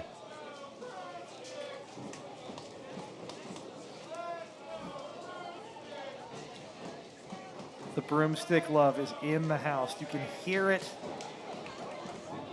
The whole place is just vibrating with broomstick enthusiasm. The crowd is cheering. Let's go to Adam and Kyle. Let's not get caught up in the trilling of the broomstick fans. Adam, Kyle, what do you got? Yeah, we're broomstick fans over here, but we got some stuff to talk about. Listen, I used to live in Washington, Missouri. We competed against Rolla, Missouri, in wrestling, in football, all of those things. And this team is from the Science and Technology University in Rolla, Missouri. They competed events like Bots KC in Kansas City with 15-pound robots. And they're overall an amazing team. Like the amount of just effort and style and grace they brought to this competition today is amazing. I know they're going to be back, and I know they're going to be a force to be reckoned with, but not for the reason you think. It's because there's nothing to do in Rolla, Missouri.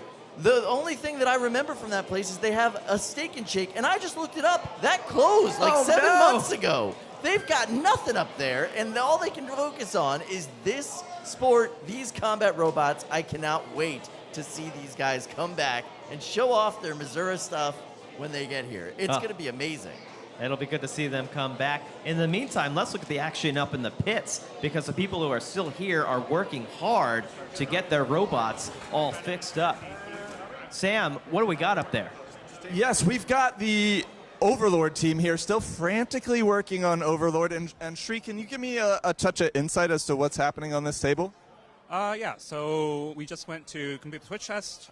Drive is functioning on both sides, mixed properly, everything's good, weapon's good. The weapon circuit turned off, happy, good. But when turning off the drive circuit, it sparked to the top plate. So now we're taking off the top plate, checking that nothing is pinched or frayed and exposed, and then putting it back together. Oh.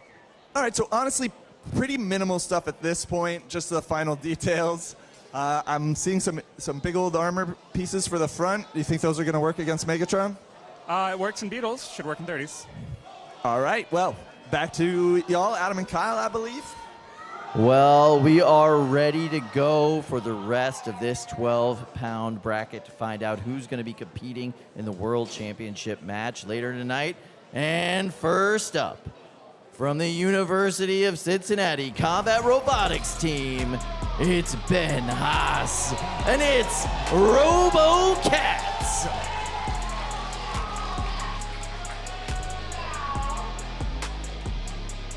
And they're up against, from Team Defective out of Pittsburgh, Pennsylvania, it's Trevor Sommer and Void.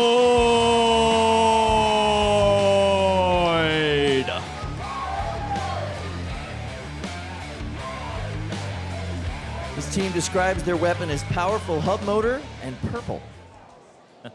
Battle of the Verts again. We're going to hand it back to the play-by-play booth and Ricky and Dima to call the action.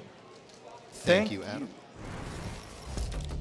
Getting right into the tail of the tape, Ben Haas out of Cincinnati, Ohio, a classic vertical spinner, and his skill is college smarts. Not book smarts, not street smarts, but college smarts. And you can see kind of interesting config in this display with the wedge, but he's not running that this go around. He's running little forks to win the ground game against Trevor Sommer and Void from Pittsburgh, Pennsylvania. This is a small but mighty vertical spinner, and just take a minute and look how close these records are. The number 2 seed and the number 3 seed with only 1 win of difference in their records. That is as close as it gets, as evenly matched as you could possibly ask for. This will be the nail biter of nail biters. 3, 2, 1. Fight, robots. Here we go, both robots up to a very quick start. Those spinners are just screaming. They're looking to lock horns and lock forks. Void going flying twice in these exchanges. RoboCat on the offensive. Void not moving. This is so early in the match. 15 seconds in, and they're having drive issues. RoboCat wasting no time, delivering a couple extra hits. But look at the chassis, Dima. The chassis is arched. It's not supposed to arch like that. It's supposed to be flat. That's not good. Even if you can move for a moment, you might get, oh. Look at that. The entire left-hand drive side is bent. It is not where it's supposed to be, and a massive, massive hit. Now we got pieces coming off. Jake jumping as he coaches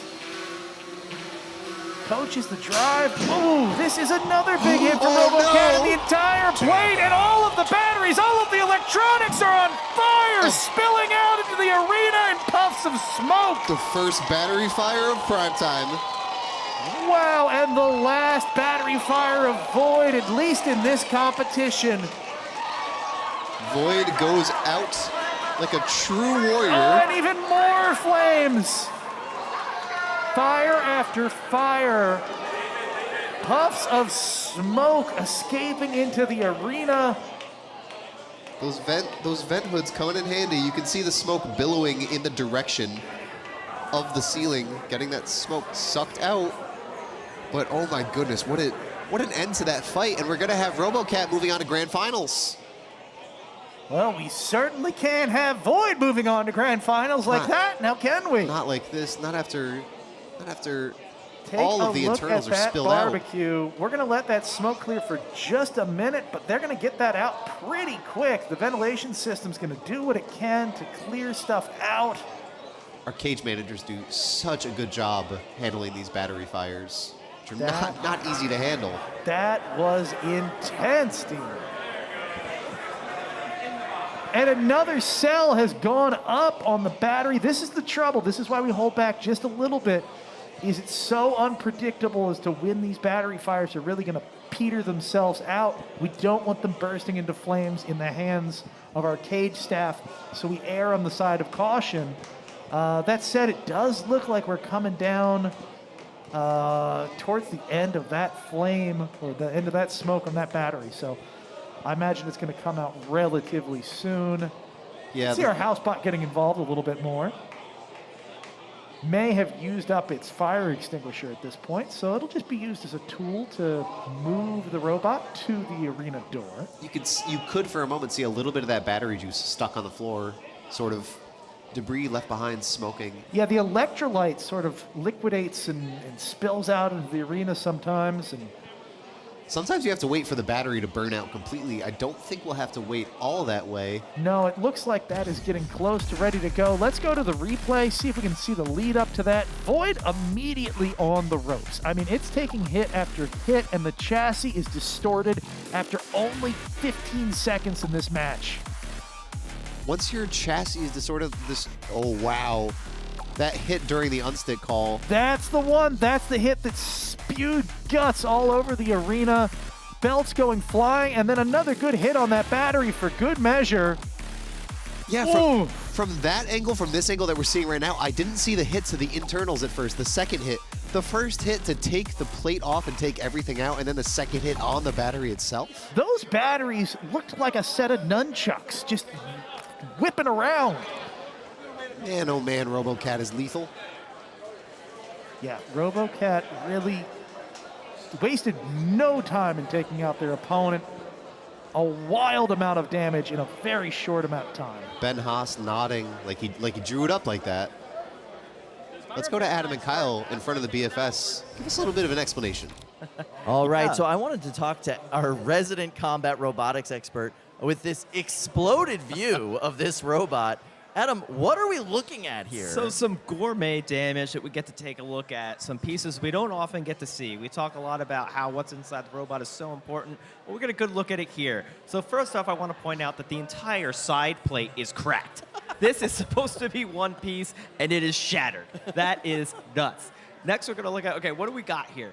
This piece is the master power switch. Okay, when you see people coming into the robot, spinning a little Allen key, they're putting it inside this hole, which is moving a contact inside and keeping everything connected or disconnected. I think this is actually a Team Waiachi power switch that they're using here. That's hooked up to the batteries over here. You can see this one is disassembled and the different cells within it.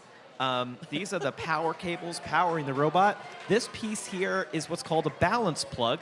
You use that in the pits to make sure that each cell is at exactly the right voltage inside of this pack before you get it going. Up here, we're going to see this is the receiver with all the receiver wires plugged in, and you can see they've taped it really nicely. all these connectors are going to go inside to the ESCs, which also might be spilled out on the other side of the robot. And you can see each one of those connections also taped, not just at the back end, but the connectors are taped together. This is super important because if you don't do that, these wires are all going to pull themselves apart. So they're doing a lot of things right here. Everything stayed connected even after it got ejected from the robot. It was still working until the battery got hit. So a lot of cool stuff that's inside the robot we don't often get to see. So a lot of fun here. Gourmet destruction tonight. Wow. All right, well, we are now ready to move on to our first final of the evening. 30 pounds ready to go. At the top of the bracket, we've got Megatron, two-time world champion Jameson Go. And down at the bottom, Bot Barons. That's right, Overlord. I'm so excited about this matchup. Yeah, would you predict this coming into tonight, that Overlord was going to take on Megatron in the finals? No, I never would have thought they'd be right here in the bracket. This I expected. This I anticipated. This is insane. And look at the path they took to get here. Overlord taking out the monster that is Dead Rise, right? They took out a giant bot in Gargantuan. The largest vertical spinner we've ever had at NHRL, taken out along the way. And Megatron, I called it earlier today. I said, I think Megatron's taking this tournament, taking this dumpster. Was I correct? We're going to see. We're going to find out right now. They are ready to go. Let's meet our competitors right now. First up, two-time world champion Jameson Go and the iconic Megatron.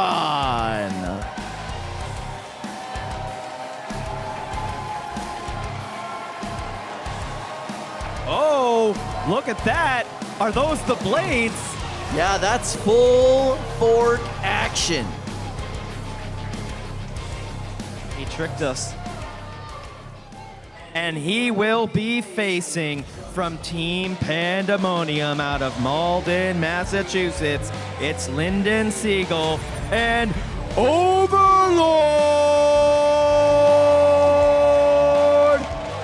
Now, quick edit. Jillian's going to be driving today because Lyndon's a bit injured. But they are the Bot Barons. They're interchangeable for driving their robots. It's interesting how different each of these robots are, and yet their configurations to take on each other are extremely similar. Yeah, makes sense, makes sense. This is going to be an epic matchup. Giant hits from Overlord. That really beautiful anticipatory hit from Jameson Go and Megatron. That wait for it moment. I cannot wait for this action. Config here reminds me of like snow-covered peaks in the Alps. It's very majestic. Oh, very, very majestic. All right, so we are going to go to our fully automated AI-integrated play-by-play booth to call every little instance of this action. Hey, I'm fully human as far as I'm aware. Tail of the tape, we have Megatron being driven by Jameson Go out of Cambridge, Massachusetts. It is a hammer saw. In many ways, it's the hammer saw.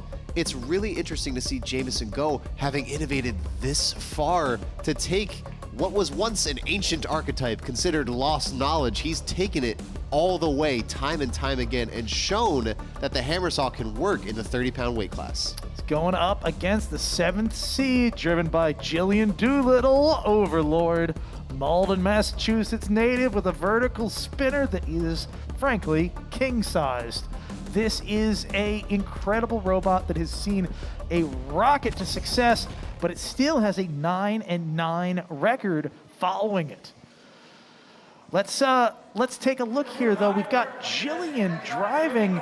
Jillian was not the original driver. You said that they were interchangeable, but an injury, unfortunately, has put Jillian front and center in this fight. Typically, Lyndon drives Overlord. Today, it's Jillian, and she's been doing an amazing job this far. Could she take it all the way to the dumpster? Look at this battle of forks.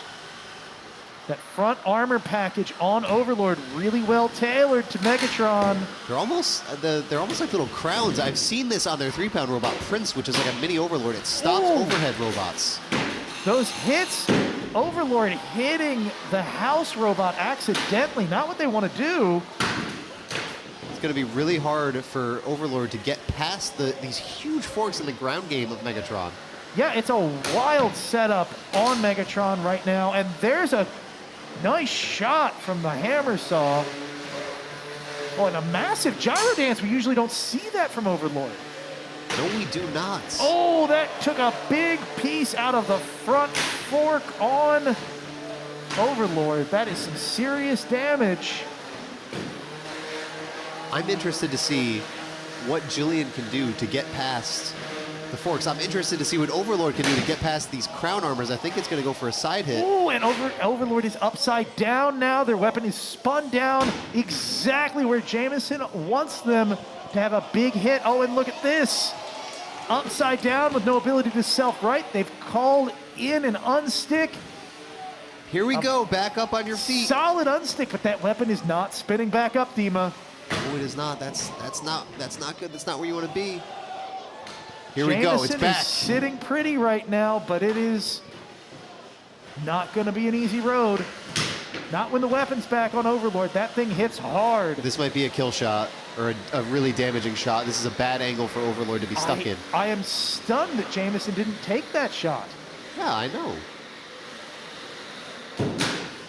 That shows either a lot of care or a lot of confidence. That's the shot I expected before, and it is surgical. It hits a lipo battery right through the top plate on Overlord. Linden, smoke filling the arena. Linden telling Julian, keep it moving, keep it moving. It's not over. Sometimes when you catch fire, your goal becomes to win before the fire kills you. Absolutely. It's not over till it's over. We're in grand finals. What are you going to do, tap out? The batteries stunningly continue to work even as smoke erupts from within them. Overlord's got a lot of fuel for a 30. See another hit coming in. There's an entire front fork gone on Overlord. Chopping off a fork. And the smoke begins again as the right-hand drive crawls to a stop. Overlord having its Rocky moment, not giving up. Would love to see one just big hit or big impact. That battery continuing to go, but Overlord has several electrical systems. They're redundant inside the robot. It can keep going as long as at least one works. This is going to be a bit of a funny prove-it period. Yeah, Jake and Max Jameson looking very pleased. Jake sharing his enthusiasm cage side. The smoke just getting worse. The damage to those front armor panels on Overlord, incredibly deep. Like, those are huge holes in the front of the armor panels. You can't see them from this angle, but those are just massive, massive intrusions. We call the smoke from lithium-ion batteries sometimes LiPo, as short for lithium-ion batteries. We also call it magic smoke. Not really sure where that term came from, but you can see it has kind of like a fog machine effect a little bit. It's heavy smoke, it settles. That's why we have these vent hoods in these cages to try to suck it out so we don't have to deal with it. But it looks like so much is erupting from these big batteries that go into a 30-pound. What kind of voltage do you think is on that? My guess, they tend to run a bit higher voltage, so I'm imagining 40 to 50 volts per battery set with 3 battery sets in there, 1 for each wheel and 1 for the weapon. It could even be more. That's a king-size battery setup for Overlord, huh? It truly, truly is. That is a ton of smoke. We have to be extra careful. Let that clear, but we're getting close. We're gonna get it out of the arena. You can see we have what we affectionately call our gonk droid and our scuba setup, our self-contained breathing apparatus that also called a paper unit, which pumps fresh, clean, filtered air into the face of our fearless cage workers so that they can safely get in and out of the arena without breathing any of those fumes. Thank you for those terms, Ricky, safety director. I have never heard it referred to as the gonk droid, but it is what it looks like. There it goes. We're going to move quickly. They got a nice safety crowbar in there. Let's go to the replay and see some of this damage accumulate. Great pin from Jameson there.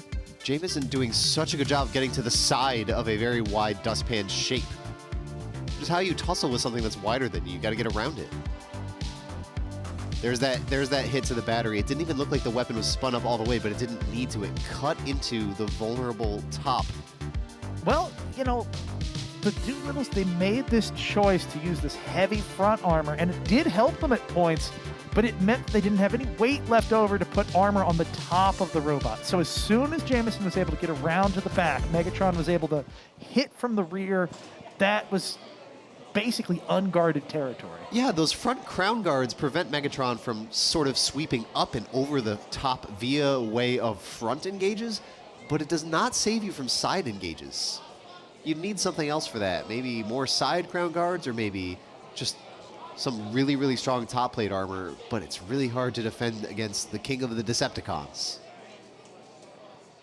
Oof. I still cannot get over just the sheer scale of the forks that Jameson has used in this fight, and that may well have made all the difference. Longer than the entire rest of the robot by like a significant margin. Truly, yeah. No, you're right. With handles. Those handles actually, they're not handles per se. That's meant to have your opponent ride up on there so that you can push them around. We're going to go to Sam cage side. Sam? All right, we are here with the finalists in that 30-pound match, and we are about to get the judges' decision in any moment. Here it comes on your screen, and your winner by unanimous decision is Jameson Go and Megatron. All right, Jameson, you've been up here before. What does this particular golden dumpster mean to you? It's actually really cool to be up here. I haven't been up here with it. That's cool. Look at that. That's cool.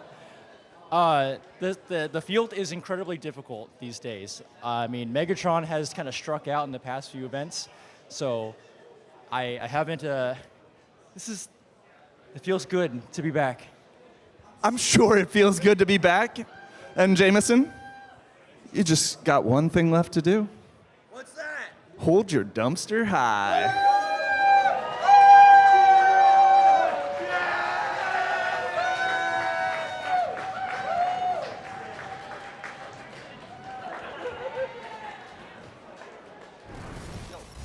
Wow, I can't understate how hard it is to drive a robot with forks that long so well. You know, it's so easy to get around the side of a long robot, and it was so well controlled the entire fight by Jameson. Just a stunning driving clinic to take that one, and the judges' score showed it. Now, I'm going to say something to you as a competitor and a builder in that 30-pound weight class. I had a conversation with Jameson after World Championships in 2025 where he told me he's going to be transitioning in 2026, kind of taking a step back, letting other people get the spotlight. He's not going to put as much time, as much effort into these robots. He's not going to be looking for those dumpsters. His shelves are filled, he told me. Do you think this changes things? Do you think winning tonight means that you actually have to worry about Jameson in these matches coming up? You always have to worry about Jameson. Maybe that was a little bit more gamesmanship from him. But, you know, credit to Overlord for making it to the end of that match. All hail the Bot Barons, smoking. absolutely. Yeah, amazing work from them. That matchup was so much fun. They put on so many great shows today. Congratulations to the Bot Barons. And that's why they both made the championship tonight. Two amazing robots. Let's see two amazing robots in another weight class. It's 3 pounds. All right, so here we are, 3-pound bracket. This is how we got here. Ladies and gentlemen, top of that bracket, absolutely disgusting. Showtime, working his way through Power On, working his way through Lunatic, a world champion, and now going up against Chainsaw Kitty.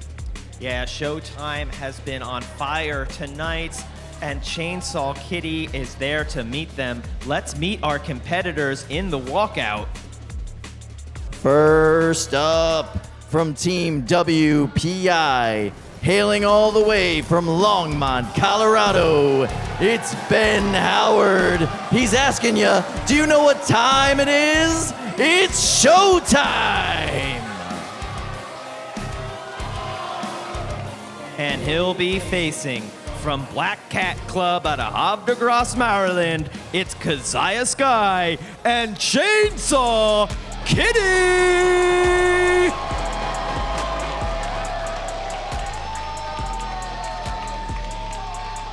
a force to be reckoned with in this sport. Barely getting through that last matchup. What kind of repairs do you think Kazahin had to do? What's that going to do to her mindset going into this match? I think she's ready to be in this fight. She is always ready for every fight I've ever seen her be in, repairs or not. I think that robot's going to be 100%, and we're going to see all she's got to give. Let's give it to the booth to call this one. Ricky, Dima, take it away. Let's start off with Showtime, the number 8 seed from Ben Howard out of Longmont, Colorado. This vertical spinner is made for the spotlight with a 15-4 record, and boy, has he looked good doing it. Kazahin Sky out of Maryland, also a vertical spinner, but very different in terms of design, a sort of more glass cannon build. Number 2 seed for a reason, and Kazahin throughout this event and every single event I've ever seen them participate in has never given up a heart of a lion indeed. Crowd going nuts for Chainsaw Kitty, a longtime fan favorite here at NHRL. Chainsaw Kitty upgraded this year and has really been showing out. 2 on my mark. 5, 4, 3, 2, 1. Fight, robots. Way to go. Fight. Quick spin up from Kazahin. Whoa. Back and forth. Kazahin hit a Showtime hit. Kazahin regaining control pretty quickly, though. They're both showing their belly for a second. Kazahin flipping for a little longer, but stuck on the kick plate. You got to call for that unstick, don't you? Immediately. There's no time to lose. As soon as Kazahin is going to get you off of there, and I'd much rather be knocked free by Brett. Brett's a little nicer than Chainsaw Kitty. You can tell by the names. Whoa. Ooh, and Kazahin, that is a terrible turn of events for Kazahin Sky and Chainsaw Kitty. The cat has puked a hairball in the form of its entire weapon assembly.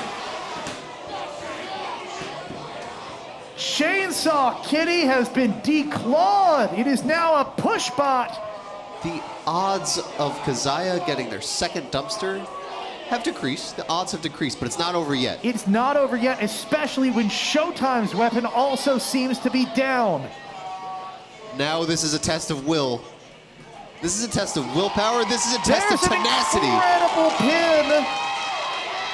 And I want to point out the motor is still spinning on Chainsaw Kitty. There's just no weapon attached to it anymore. Wonder if that counts for the prove it period. I think we might have to get to that prove it period. We got 1:30 left of pure driving and pushing skill. Look at the geometry. Chainsaw Kitty is clearly at an advantage here. It has lower forks. It has more of a cup shape to the front of the robot that can hold and push its opponent around. This is exactly what needs to be done to secure a win here. Even without that left drive side belt, Kazahin is winning these shoving matches. Kudos to the design, but also winning the shoving matches with so much less weight. There's no longer a weapon in there. Yeah, you have to think that weapon must be, I don't know, a quarter of the weight. Kudos to the design for having so much power in that drive. All those upgrades have mattered. Upgrading the voltage, upgrading the wheels. You can see that belt hanging loose from Showtime. Sticking up like a whisker. And Showtime called for the unstick if they get stuck again. That would be it, but they're not stuck yet. They're still moving. I don't know if it's going to be enough to avoid the count out. They're certainly not looking like they're in control here at the end. Chainsaw Kitty doing a little victory lap. Crowd going nuts. Oh, that is enough movement, but it is not going to make a difference in the judges' eyes. This seems to be a very clear-cut result. I can't imagine the judges take long to figure out what to do with that match. Kazahin's focus has not evaporated or sublimated yet. Still locked in until the very second the winner is announced. A steely-eyed competitor as they come. I'm leaving it up to the judges. I'm not going to make any calls, but I wonder Kazahin might be holding up their second dumpster. Well, let's take a minute to give some credit here to Ben Howard and Showtime.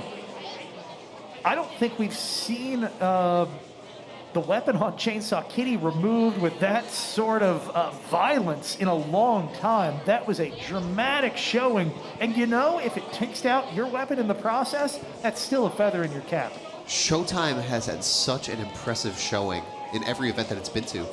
This has been a meteoric rise for a bot like this, and you might think the design is a little simple, but the geometry is so beautiful, so compact. It rarely is on the losing side of these scuffles, and even today, even in this fight, even in grand finals, it didn't lose the scuffle, it went even, and what it lost was these pushing matches and these shoving matches, and I wonder how much of that just came to experience, which Kazahin has more of.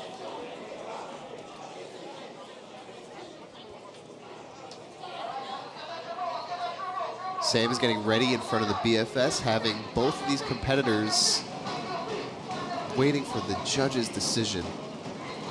I'm a little bit on the edge of my seat, quite literally. Folks, there's very little seat left under Dima.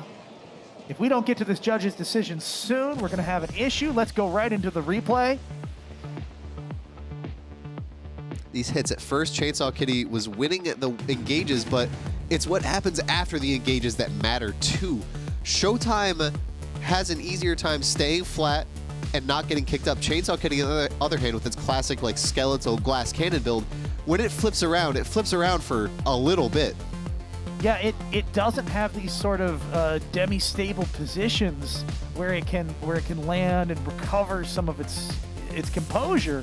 So it bounces around like a wildcat, and we saw them take advantage of this. Showtime took advantage of it time and time again. It's just eventually, once those weapons were both down, it became a control match, and the geometry and the driving skill, frankly, really favored Kazahin. Earlier we mentioned 82% KO for Kazahin. On either side, 82% of Chainsaw Kitty's fights have ended in KO. We don't think of it as a bot with a lot of control potential, but look at that fight. Look at that. Look at all of those pins that added up. Look at what happened when there was no weapon on either side, no vicious clawing from Showtime or from Chainsaw Kitty. Well, let's be honest here. This is not a failure mode we often see from Chainsaw Kitty. This completely removed weapon, but still, intact upright system that is normally supporting the weapon. That's not the way it usually breaks. So it doesn't come up, especially with the forks still intact. Yeah. It doesn't come up that often, so it's a behavior we don't usually see, which is why we don't think of it that way.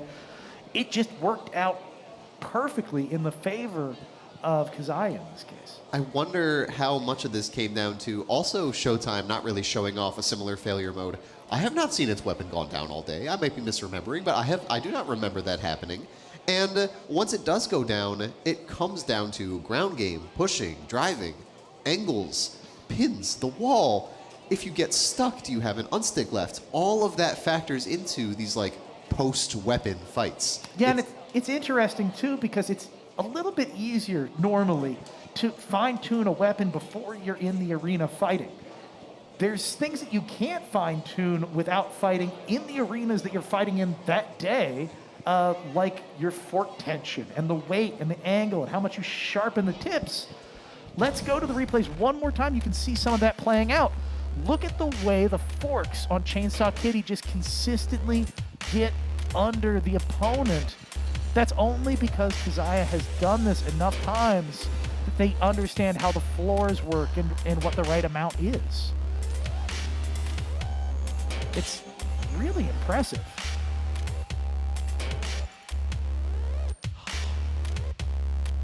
So I'm getting some interesting words from the judges right now that the damage that was suffered by Showtime is being negated or at least downplayed because some of it was caused by entanglement. I'm hearing that it was due to an entanglement, but I'm not seeing it in the replay. Apparently, it was due to Kitty's belts, but I'm not. Very interesting. This could potentially be a change of fate for Chainsaw Kitty. If you start to think, what if that weapon's damage doesn't work? That could change the tides. I don't know. It certainly makes it a closer match. Let's go to Sam. He's going to have the final word from the judges ready for us. Sam? Oh, Ricky, I'm so nervous for this one. Both competitors on my sides have been debating back and forth who's the one. No one's sure, and we're about to find out. Your winner, by unanimous decision, is Showtime! That weapon...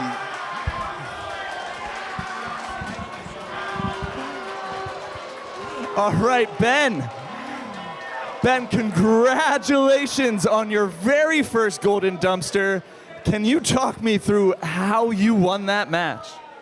To be honest, I think it was just their weapon going down first, but I don't know if I agree with that decision, to be frank. All right, well, whether you agree with it or not, you are the 3-pound champion of this March tournament. So, Ben, hold your dumpster high.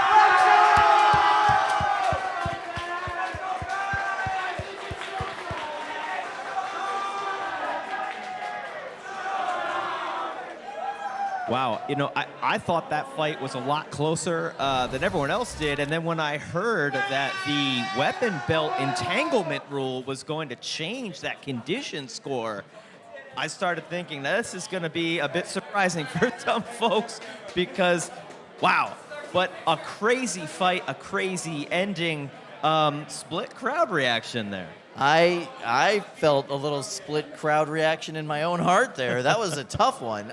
Yeah, congratulations to Team WPI. Showtime, I mean, say what you will about that judge's decision. Their performance all day today was absolutely on point. Loved watching them fight. Yeah. The matches were great. They did a wonderful job. Yeah, that was a tough one. They ripped the weapon off. That was nuts. We've got one more fight tonight, Kyle. One more match in the 12-pound class. Let's look at how they got here and who they tore through in this field. Prom Hedda, no surprise, taking out the rookie Modus, taking out the rookie V1, and is going up against RoboCat in the finals.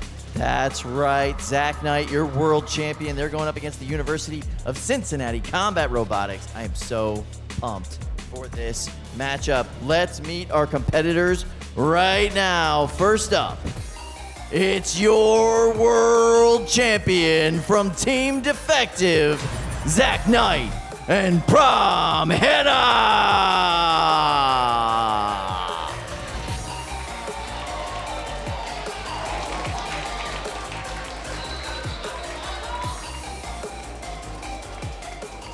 Operating levels above the competition all season long. Zach Knight and Prom Hedda, let's go.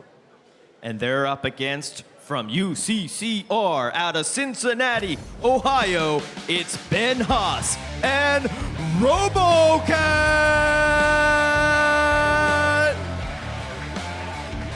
That robot is a Haas. Look at that thing.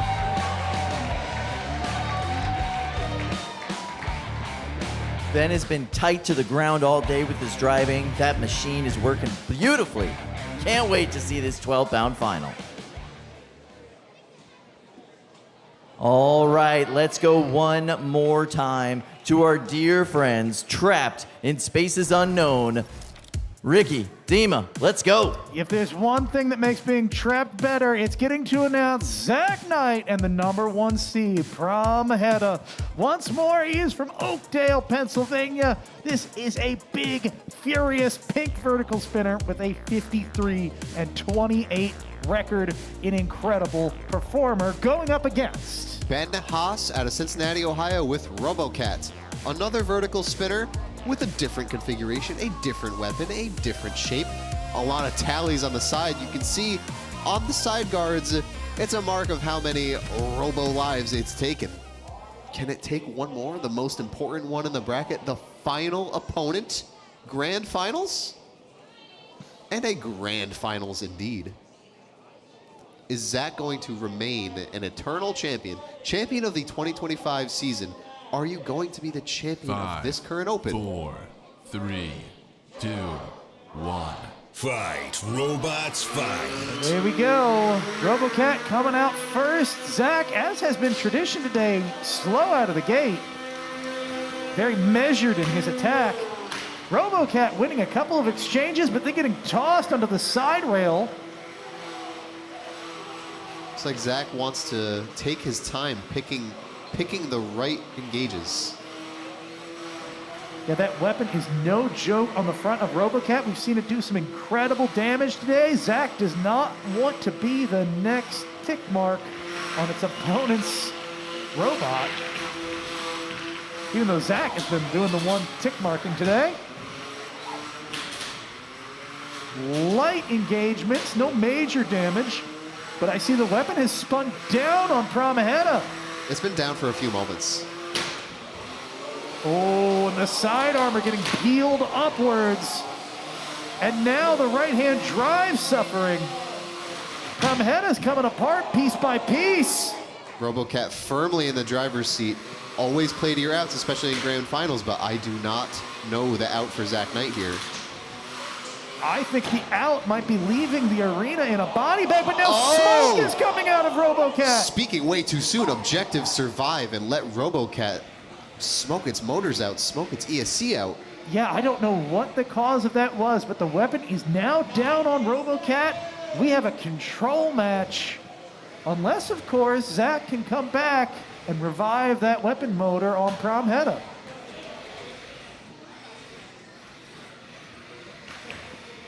This is going to be a control match for the rest of the remaining minute and 10 seconds. Really, really interesting it's gone like this. Normally, I would put Zach in the driver's seat here. The geometry would favor that, and we're still seeing it some, but so much of the damage to Pramaheta is holding Zach back now. And Pramaheta has that sort of single fork, which is great for corralling and great for winning these side-on engagements, but RoboCat might win the pin game. Right, absolutely right. The Do-si-do, who wins the shove? Sorry to interrupt, but who wins the sumo match?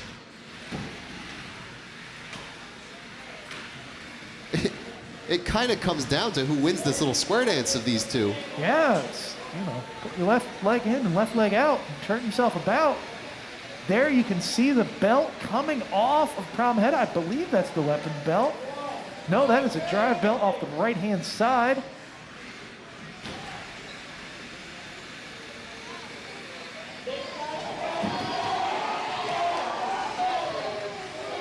Coming down on the last 10 seconds. I do not want to be a judge for this match. Maybe a slight edge to RoboCat, but this one's up to fate. I'm not even gonna pretend to know.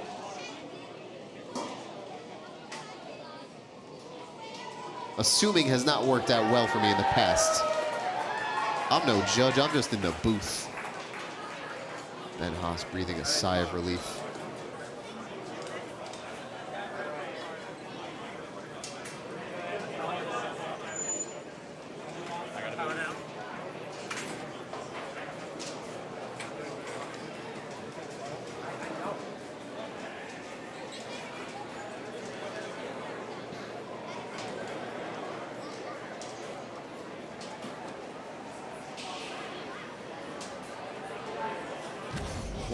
While these two fierce competitors load out, let's check out some replays. The first hits were Pramaheta's weapon was down so early in that fight. There was a solid minute, maybe more, where RoboCat had the weapon advantage, where it could do damage where Pramaheta could not, at least not actively. But when RoboCat's weapon went down, then it was up to geometry, pushing, shoving, drive capabilities. And that's where things really get tricky, evaluating the scoring on that. well, we are down to the last judges match for this March 2026 open event. The only question is who's going to take that last dumpster. The house has gone quiet in anticipation. I hear some faint murmurs, that's about all. Well, Jake's looking happy, but that's nothing new. Jake, who is not driven today, has been standing in front of the BFS for multiple other competitors, ready to partake in some dumpster joy. Listen, driver or not, that boy can stand. Very true. Zach Knight looking chill as heck with his hands in his pockets. Where's Sam in front of the BFS? Take it away for me. Thank you, Dima. I have both competitors on either side of me. I'm going to start with you, Ben. What do you think happened in that match? How do you think the judges are thinking now? I'd say the first little portion of that, I got some good hits in. I got some nice impacts, nice damage. Second half, after losing the motor, I had a little bit of control that I'm fairly proud of. We'll see what happens. It could, anything could happen. I don't know at this point. All right, yeah, I don't know either. Zach, do you know? At the end of the day, he hit the pulley, so he kind of broke the belt, so that kind of what killed my weapon initially, and then I fried the motor, so, but then after that, it was just driving and driving, so. All right, well, it's a touch of pessimism on either side, but the decision is in, and we are going to find out who your 12-pound champion for this March tournament is.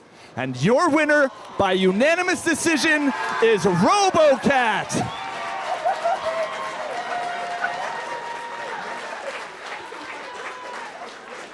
Ben, congratulations. You've been grinding for a while. The 4 copies of RoboCat that you made for World Champions last year, are they going to last you all year? They're going to last April, and then hopefully I just want them trashed. I've got a list of upgrades, and I need to justify them, so. And you think you can trash them before Pro Tour in May? I can't make new stuff before Pro Tour in May, so minor upgrades for now. All right, Ben. One last thing to do. Raise your golden dumpster high.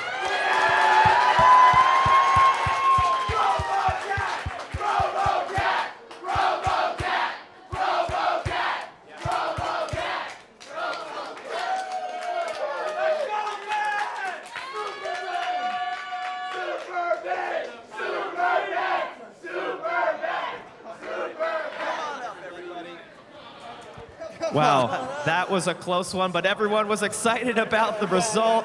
Thanks for joining us here tonight. That was an awesome March event. Thank you so much for joining us at the National Havoc Robot League. Congratulations, Ben. We'll see you next time, ladies and gentlemen. Once again, from the National Havoc Robot League, good night, everybody!